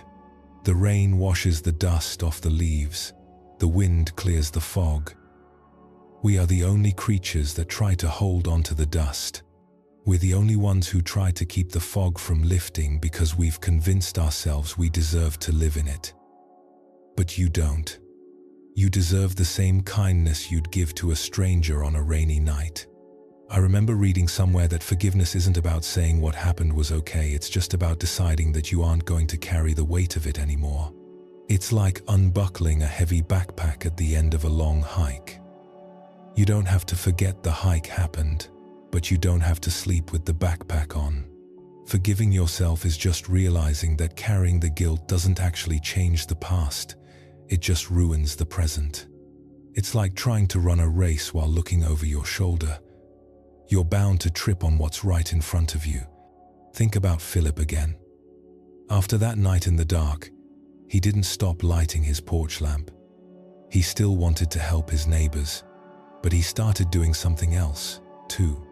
Every morning, He'd sit in his favorite chair for 10 minutes and just breathe. He'd look at his own heart with the same gentleness he used to look at his garden. He began to reach out to the people he had been proud with. He started saying, "I'm sorry and I love you," a little more often. Not because he felt he had to, but because he finally felt light enough to mean it. He realized that when he turned the light inward and cleaned out his own rooms, he actually had more light to give to everyone else. Perhaps that's the real path to a restful night. It's not about having a perfectly clear schedule, it's about having a clear heart. It's about being able to look at yourself, all the messy, imperfect, beautifully human parts, and saying, "We're okay. We're doing our best." So, if your mind is still pacing the floors tonight, maybe just invite it to sit down for a moment. You don't have to solve anything right now. You don't have to fix your character or plan your redemption before the sun comes up. You can just be. Let your breath be slow, like the tide coming in and out on a very calm beach. Imagine there's a small, soft light inside you, right in the center of your chest. It's not a harsh light. It's warm, like a candle flame.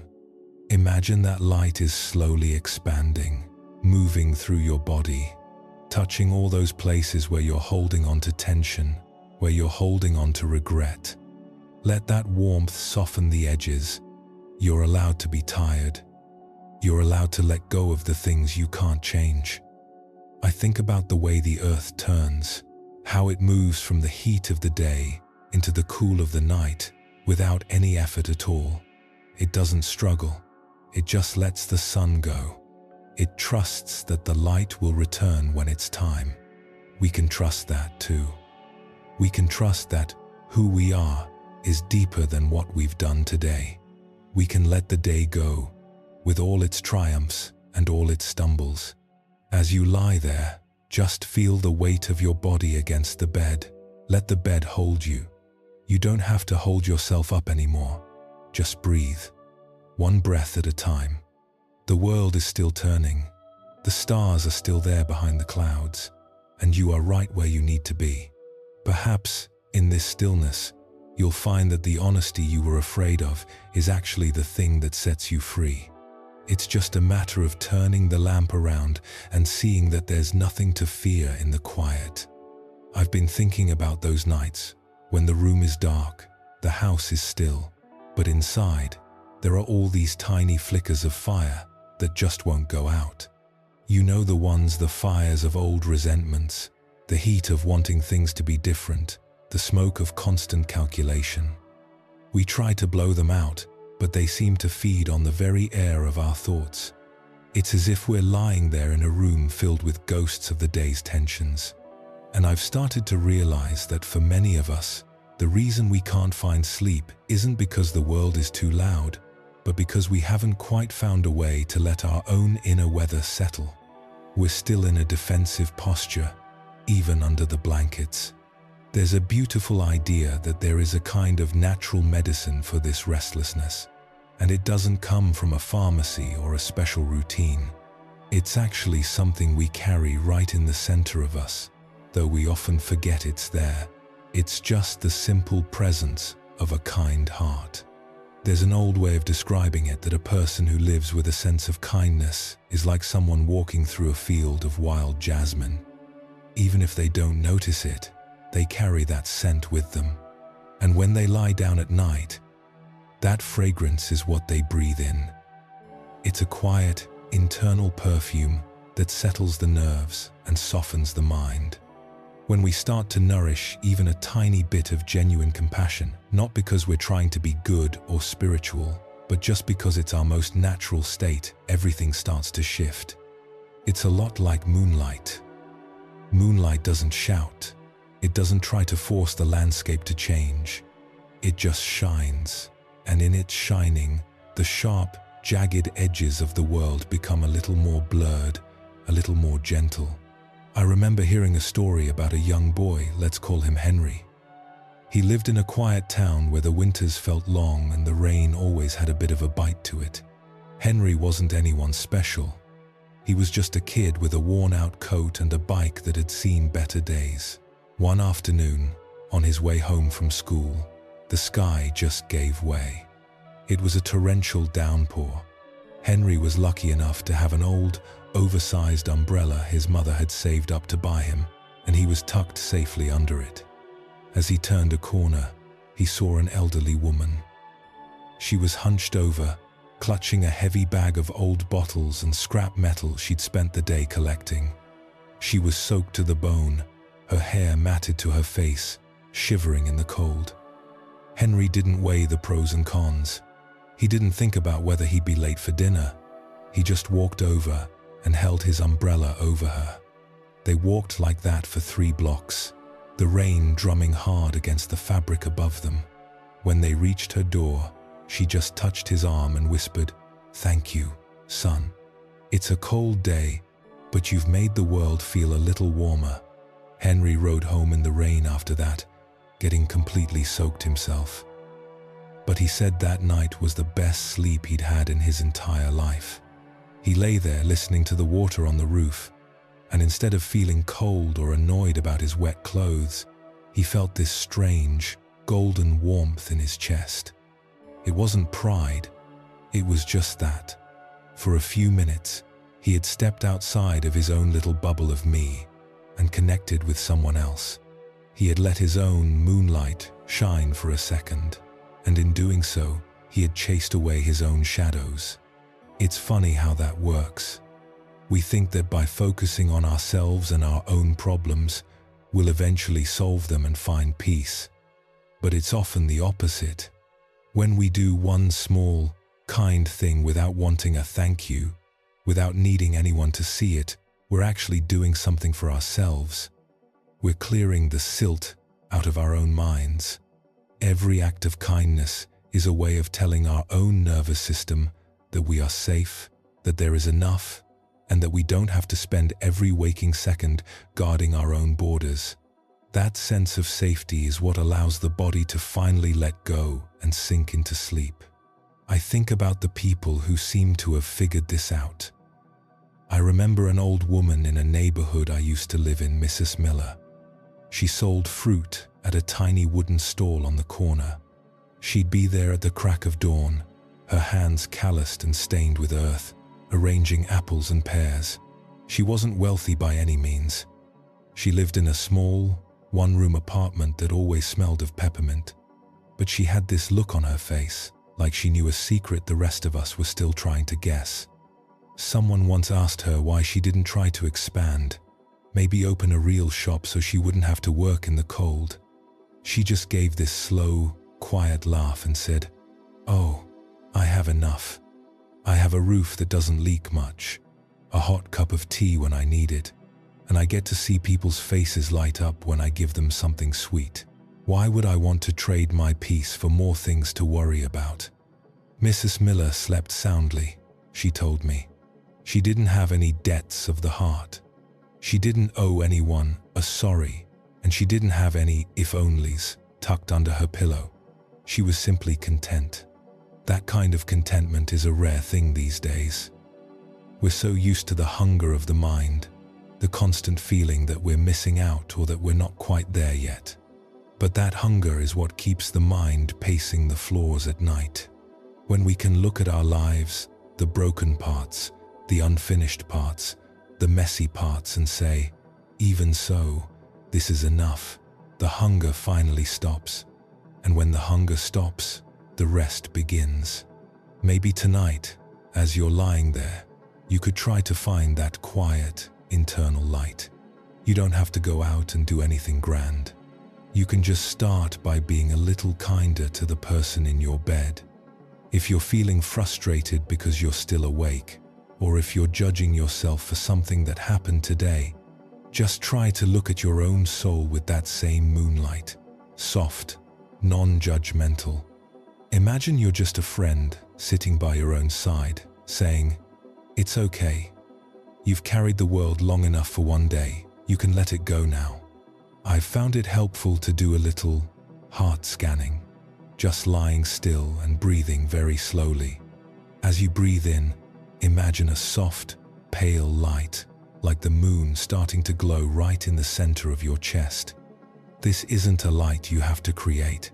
It's just the part of you that's already kind, the part of you that's inherently good.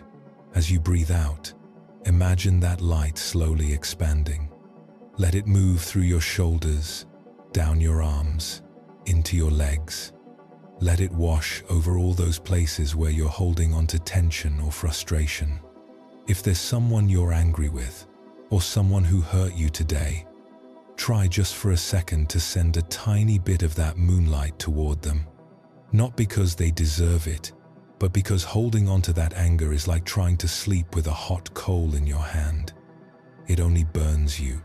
Just whisper in your mind, "May you be at peace, so I can be at peace." It's amazing how much more room there is in the heart once you let the anger out. The mind is a lot like a lake. When the winds of greed or anger or envy blow across it, the surface gets choppy and the water gets muddy. You can't see the moon in muddy water. But when you practice kindness, it's like the wind dying down. The water settles, it becomes clear, and suddenly the moon is right there, reflected perfectly on the surface. You didn't have to go fetch the moon. It was always there. You just had to make the water still enough to see it. Scientific studies even suggest that kindness changes the chemistry of our bodies. It lowers the stress hormones and releases the ones that make us feel connected and calm. Our cells actually listen to our thoughts. When we think kindly, our bodies relax. It's as if every muscle in the body is waiting for the mind to give the all clear. And that all clear comes from a heart that is at peace with itself and the world. So tonight, let the worries go. Let the complexity of being a person fade into the background. You don't need to be anyone special. You don't need to have achieved anything today to earn this rest. You can just be like that moon shining quietly, reflecting the peace that's already there. Just breathe, slow and steady. Feel the weight of your body, supported by the earth. Everything is as it should be. The world is turning, the night is deep, and you are safe in the stillness of your own heart. Perhaps, in this soft light, you'll find that the sleep you've been chasing has been waiting for you all along, just on the other side of kindness. I was thinking today about how much of our lives we spend waiting for the perfect moment to finally be happy. We have this idea that once the house is exactly the way we want it, or once we find that one perfect person, or once we reach a certain level of comfort, then, and only then, will we be allowed to breathe.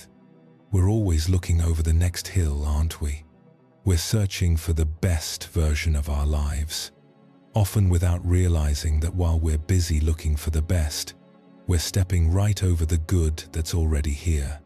It's like we're walking through a beautiful field, but our eyes are so fixed on the horizon that we never notice the flowers brushing against our knees. I remember a story about a boy named An. He was a student at a small school in a rural area, and one afternoon, his teacher decided to give the class a different kind of lesson. He took them to the edge of a massive, rolling field of green grass, the kind that seems to go on forever until it touches the sky. He told each student to walk into the field and find the most perfect, beautiful blade of grass. But there was one rule. They could only move forward. They couldn't turn back, and they couldn't retracing their steps. Once they passed a patch of grass, it was gone. Anne started walking, full of excitement. He saw a blade of grass that was a brilliant, vibrant green, but he thought, maybe there's one ahead that's even taller. He kept going. He saw another one that was perfectly straight and strong, but he told himself, I bet if I keep walking, I'll find one that sparkles with dew. He walked for an hour, then 2. Every time he saw a beautiful blade of grass, he'd hesitate for a second, then decide to keep looking, convinced that the perfect one was just a few steps further. Eventually, The sun started to dip below the trees, and the light began to fade, and realized he had reached the very edge of the field. He looked down at his empty hands, and then looked back at the miles of grass he had already walked through. He couldn't go back. He had passed thousands of beautiful blades of grass, each one unique and lovely in its own way. But because he was so obsessed with finding the perfect one, he ended up with nothing at all. He returned to his teacher, head down, and whispered, "I couldn't find it. I kept thinking there'd be something better ahead." His teacher just gave him a gentle, knowing smile and said, "The field wasn't empty, Anne. Your heart was just too full of better to see what was good." I think many of us are living that same story every day. We're so preoccupied with a version of the future that doesn't exist yet. A version where we are thinner, or richer, or more settled that we don't know how to inhabit the life we actually have. We treat the present moment like a waiting room, somewhere we just have to endure until the real show starts. But what if this is the show? What if the perfect blade of grass is just the one you're standing on right now? There's a deep kind of wisdom in the idea of knowing when you have enough. We're taught that contentment is the same as being lazy or giving up, but I've come to see it as the ultimate form of success. To be able to look at your life, even with the bills, the health scares, the messy kitchen, and the unfinished projects, and say, "This is enough for today," is a kind of freedom that money just can't buy. It's the difference between the person who lives in a palace but is constantly terrified of losing it, and the person who sits on a porch and feels like they own the whole sunset. I've been trying to practice this enoughness lately, especially when I can't sleep.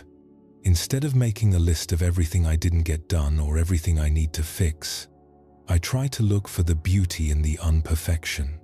I look at the way the light from a street lamp hits the wall, or the sound of the heater humming, or just the feeling of being warm under a blanket. If you look closely enough, everything has a kind of flaw that makes it beautiful. A leaf with a tiny hole from a caterpillar is more interesting than a plastic one. A butterfly that flies a little crooked is more alive than a picture of one. Why do we demand perfection from ourselves when we don't even find it that interesting in nature? I think of a teacher I heard of, a woman named Han. She lived simply and taught at a small village school. She had one thing she truly cherished, a thin, clear glass teacup that had belonged to her mother. It was delicate and old, and every morning she would sit by her window and drink her tea from it, feeling a connection to the past. It was her one perfect thing. One day, during a break between classes, some of the younger children were playing and accidentally knocked the cup off her desk. It hit the floor and shattered into a dozen pieces. The classroom went dead silent. The children looked at her with huge, frightened eyes, waiting for the anger, waiting for the tears. Han stood there for a moment, looking at the shards on the ground. She felt that sharp sting in her chest, that sense of loss. But then she looked at the children, their trembling hands, their worried faces. She knelt down and started picking up the pieces, and she said something that stayed with those children for the rest of their lives. She smiled at them and said, "The cup is broken, but my heart doesn't have to be." She realized that the cup was always destined to break eventually. That was its nature as a glass object. But her peace of mind? That was hers to keep. She chose to value the children's sense of safety more than a piece of glass. She decided that the perfect moment wasn't when she was drinking from the cup. The perfect moment was right then, choosing kindness over resentment. We have so many broken cups in our lives, don't we? Plans that fall through, health that changes, expectations that aren't met. We spend so much energy trying to glue the pieces back together, or mourning the loss of the way things should have been, that we forget we have a choice. We can let our hearts break along with the circumstances, or we can recognize that who we are is deeper than what happens to us. When you're lying there tonight and you feel that tightness in your chest, the feeling that your life is broken or that you're not where you're supposed to be, maybe just try to breathe into that space. You don't have to fix the cup tonight. You don't have to find the perfect blade of grass.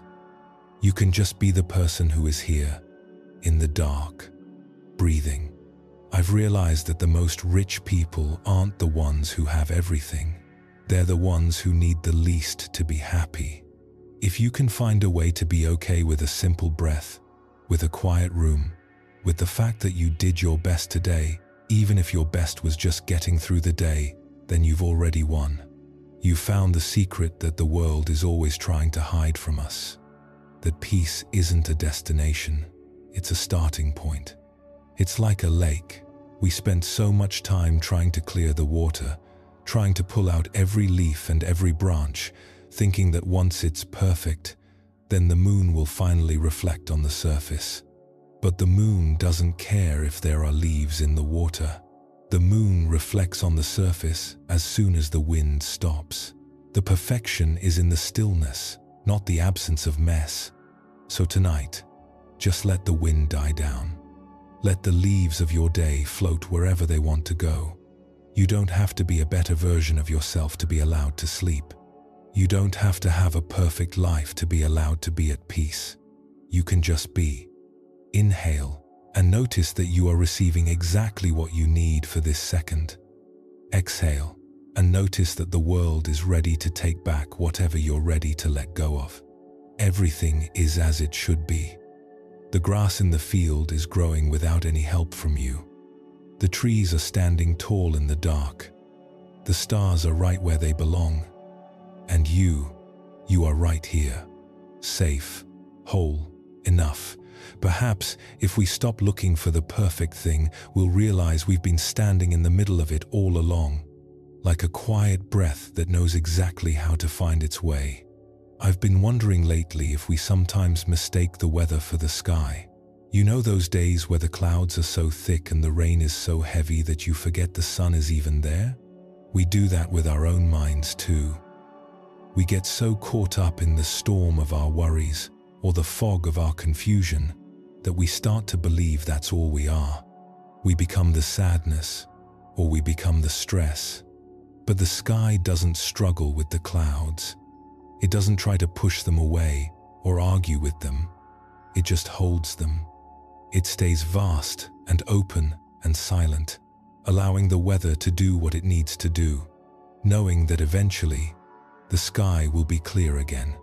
There's a certain kind of relief in realizing that you don't have to be the weather. You can just be the sky.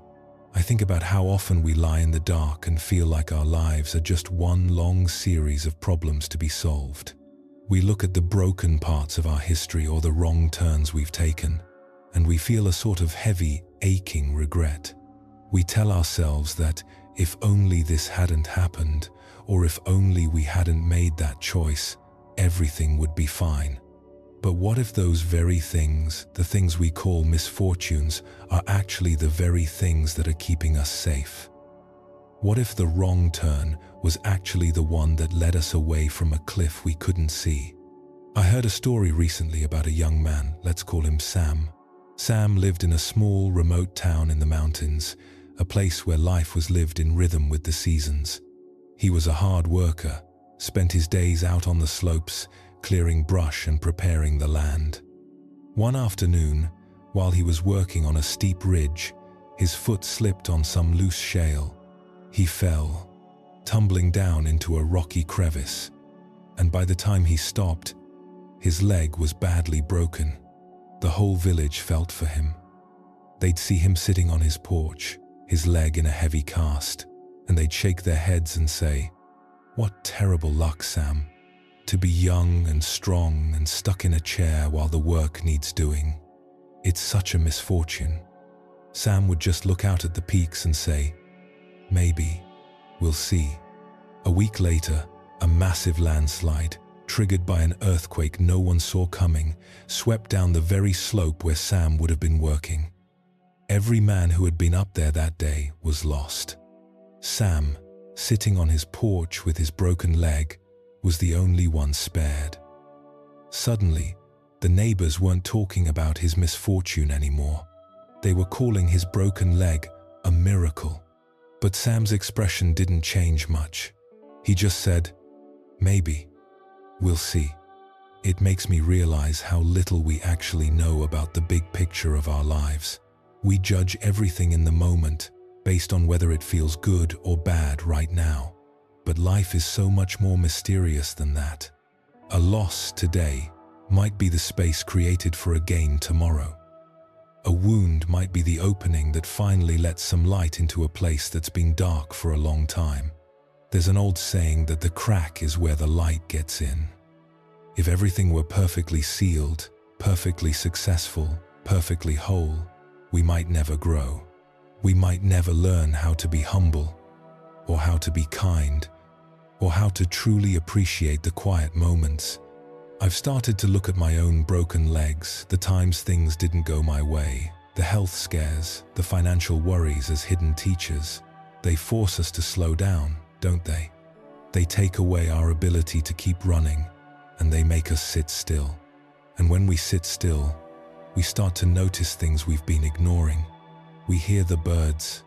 We notice the way the light moves across the floor. We actually listen to our own breath.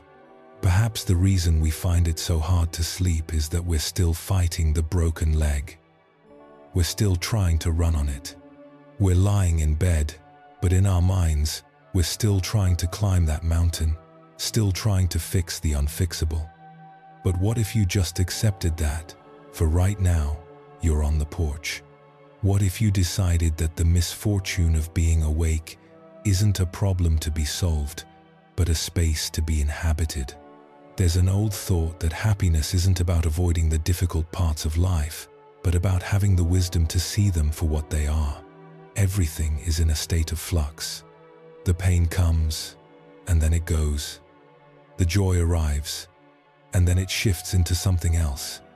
If we can just stay in the center, the sky part of us, then we don't have to be tossed around by the weather.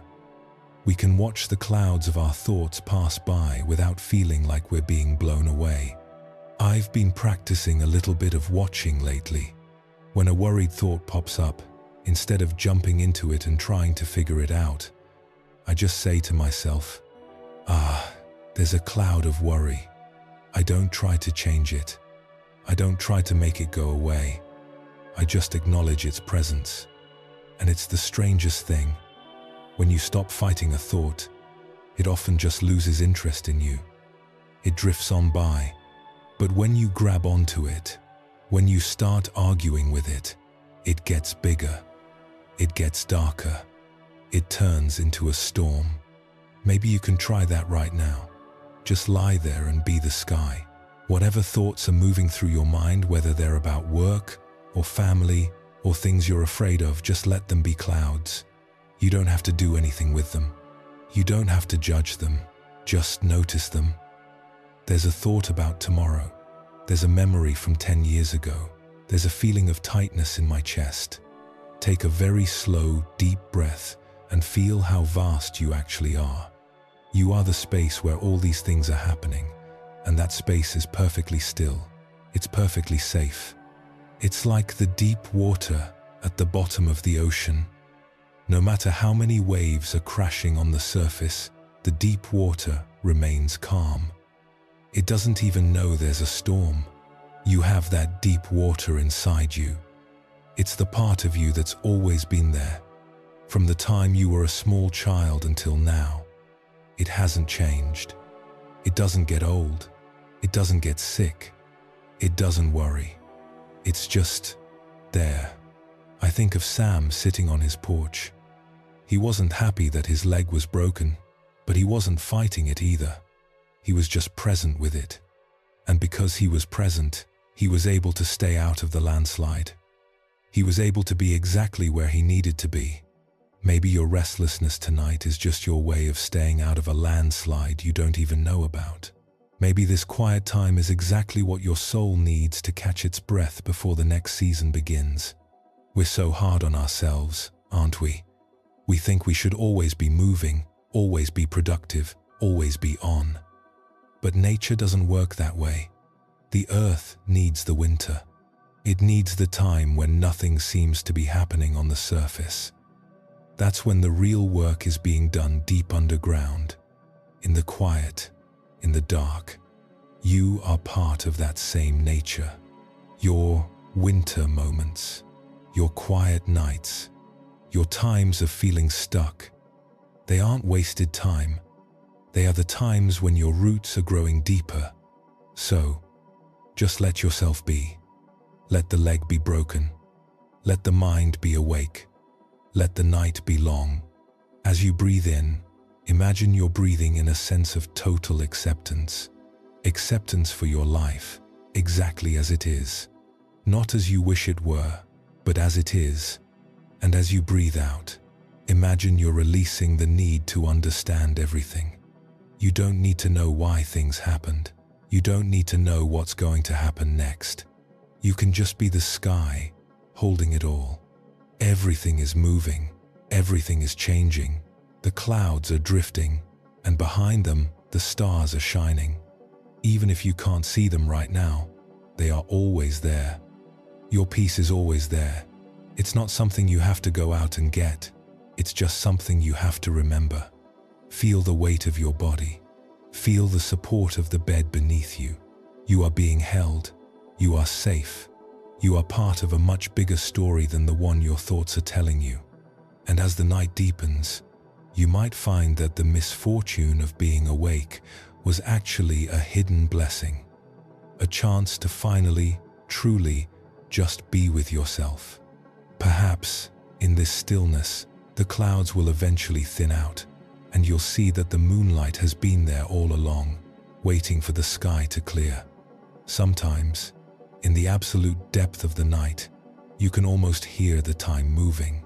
You lie there and listen to the clock on the wall, that steady, rhythmic tick-tock, and it feels like the heartbeat of the house. Outside, the wind might be nudging a loose branch against the siding, or a light rain might be tapping a gentle code against the window pane. Everything out there is moving, passing through, and letting go of the moment before. But inside, in the quiet theater of our minds, we're often doing the exact opposite. We're reaching back. We're trying to pull the past back into the room with us. I've noticed that when sleep stays just out of reach, it isn't usually because the bed is uncomfortable. It's because the mind is trying to nest in a place that doesn't exist anymore. We hold on to memories, some of them beautiful, some of them painful, as if they were heavy anchors keeping us from drifting away. But the irony is, those anchors don't keep us safe, they just keep us submerged. We're like birds trying to build a nest on a branch that has already fallen from the tree. We keep searching for comfort in a yesterday that has already dissolved, and the more we search, the more we ache. There is an old way of thinking about this, the idea that the past is like a suit of clothes we've outgrown.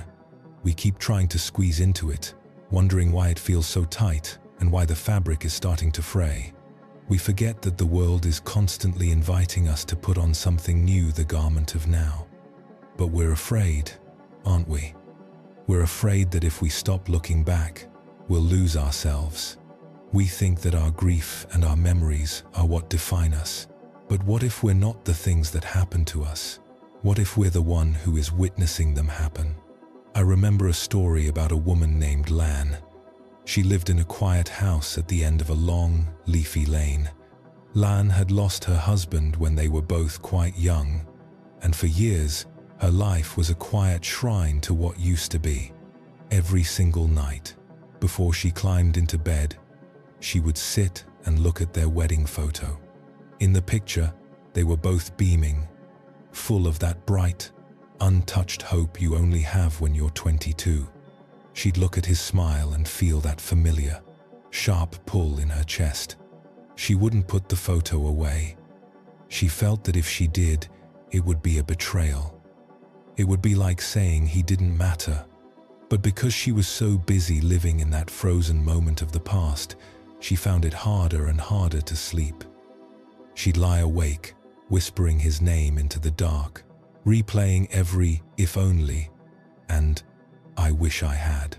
She was so focused on the person who was gone that she began to miss the person who was right there, her 8-year-old daughter. One night, her daughter came into the room and asked, "Mom, why are you always so sad when you look at that picture? Does Daddy want us to be sad?" It was like a bucket of cold water. Lan looked at her daughter's eyes, clear, bright, and full of life, and she saw the present moment staring back at her. She realized her husband wouldn't want her to be a ghost in her own home. He would want her to be a mother. He would want her to be here. The next morning, she didn't throw the photo away, but she cleaned the dust off it, placed it gently on a shelf in the living room, and told him, "I'm going to learn how to be okay now. Rest well." That night, for the first time in years, Lan slept. She listened to her daughter's steady breathing in the next room, and she felt the wind in the trees, and she realized that the past wasn't something to be carried. It was something to be honored and then set down. We all have a drawer in our hearts like that, don't we? A place where we keep the old photos, the unsent letters, the moments where we felt we failed or were failed by someone else. And sometimes we spend our nights rummaging through that drawer, touching every sharp edge, every old wound. But what if we just closed the drawer, not to forget, but to give the memories a rest, to give ourselves a rest?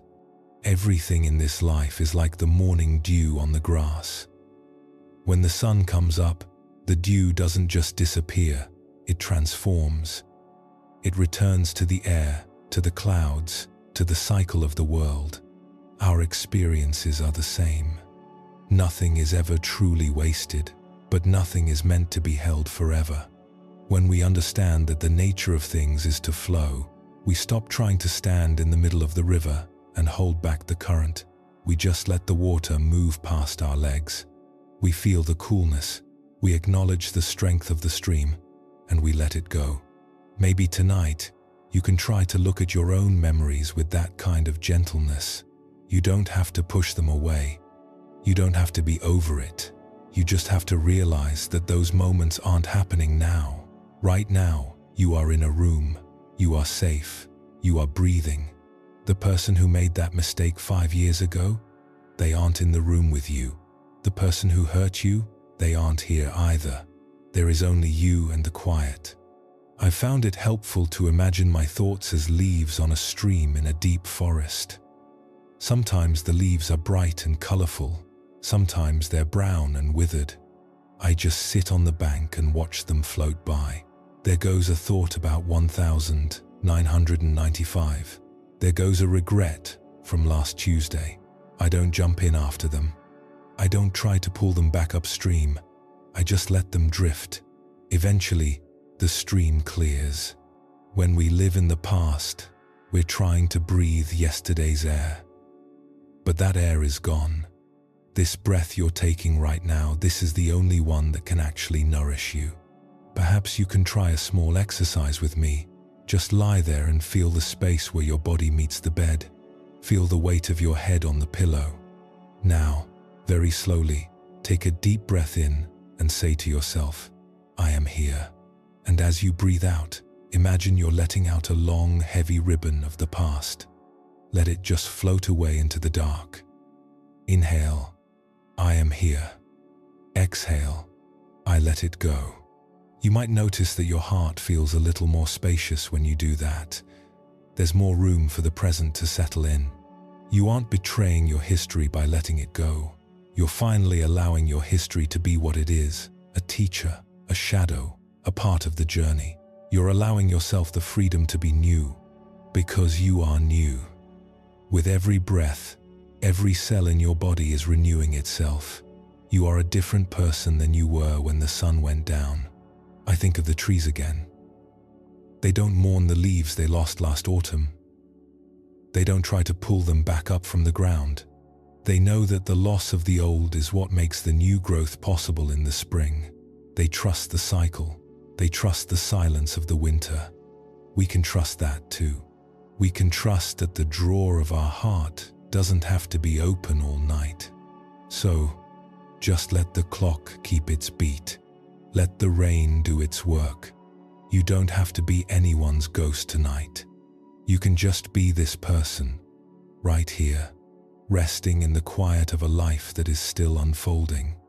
And as the night stretches out, you might find that the past is finally starting to sleep, too, leaving you alone with the peace you've been looking for. Just one breath away. The night has settled so deep now that the world outside feels like a memory. I was just thinking about how, when the house is finally still and the last of the streetlights seems to dim, we're left with nothing but the sound of our own presence. It's a quietness that can be a bit daunting if we aren't used to it. We spend our days running, don't we? Running toward things we want, running away from things we fear, and somewhere in that constant motion, we lose the thread of who we actually are.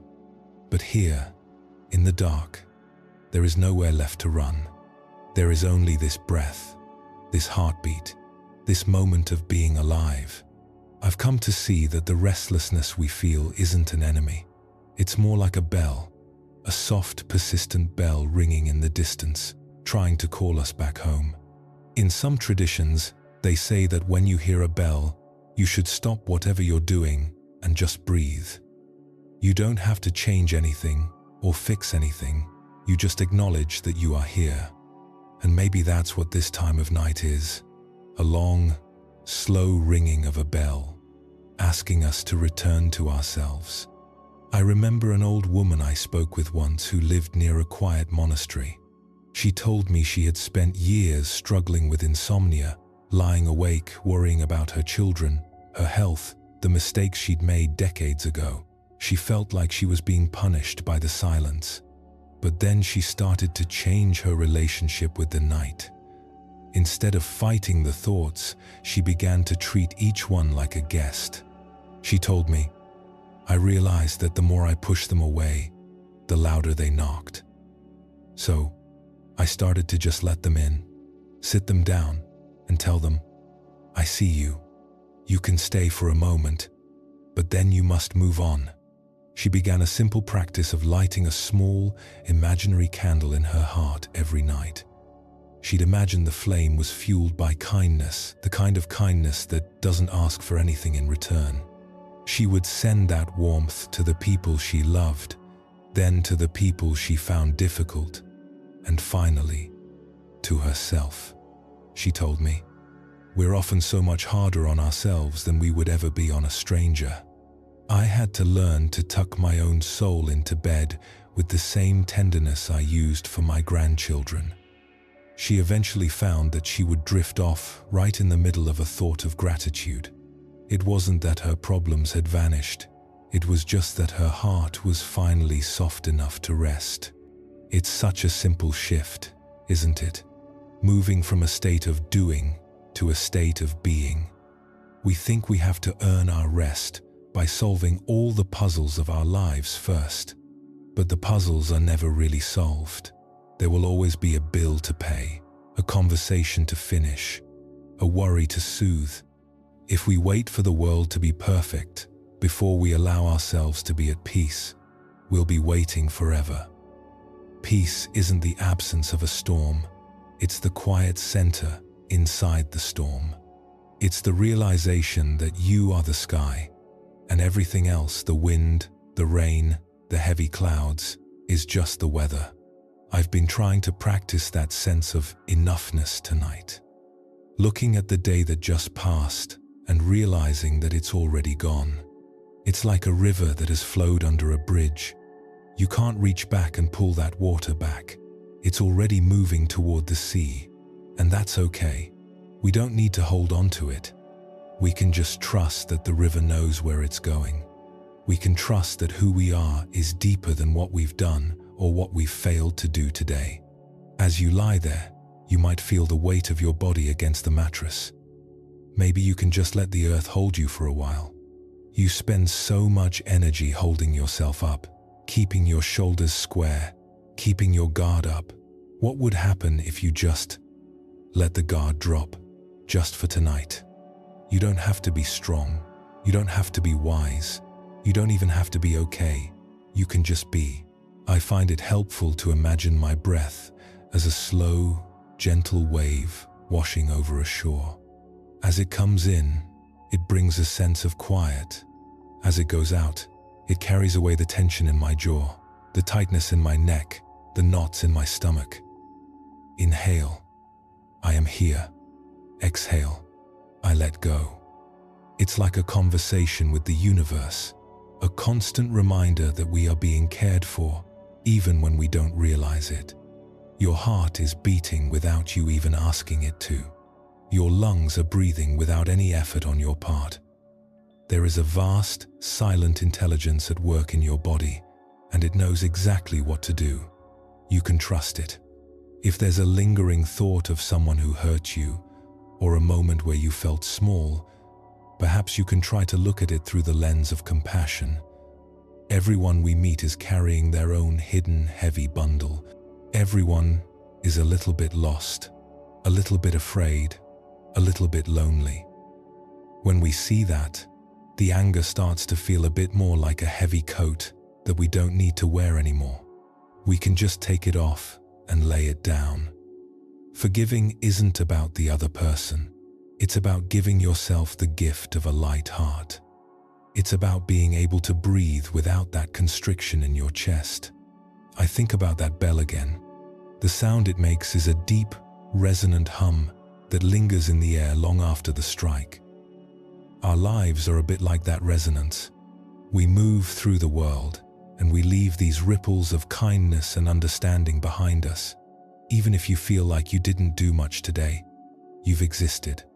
You've contributed your own unique note to the symphony, and that is enough. Maybe you can take a moment to be grateful for this body of yours. It's been through so much. It's carried you through the long hours, through the stresses, through the moments of joy and the moments of grief. It's a faithful companion, always doing its best. It's earned this rest. You might try to tell each part of yourself, from your toes up to the top of your head, that it's okay to sleep now. Thank you for the work you did today. You can rest now.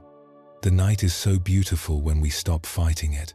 It's a time of renewal, a time where the world resets itself. The trees are breathing quietly outside. The stars are right where they've always been.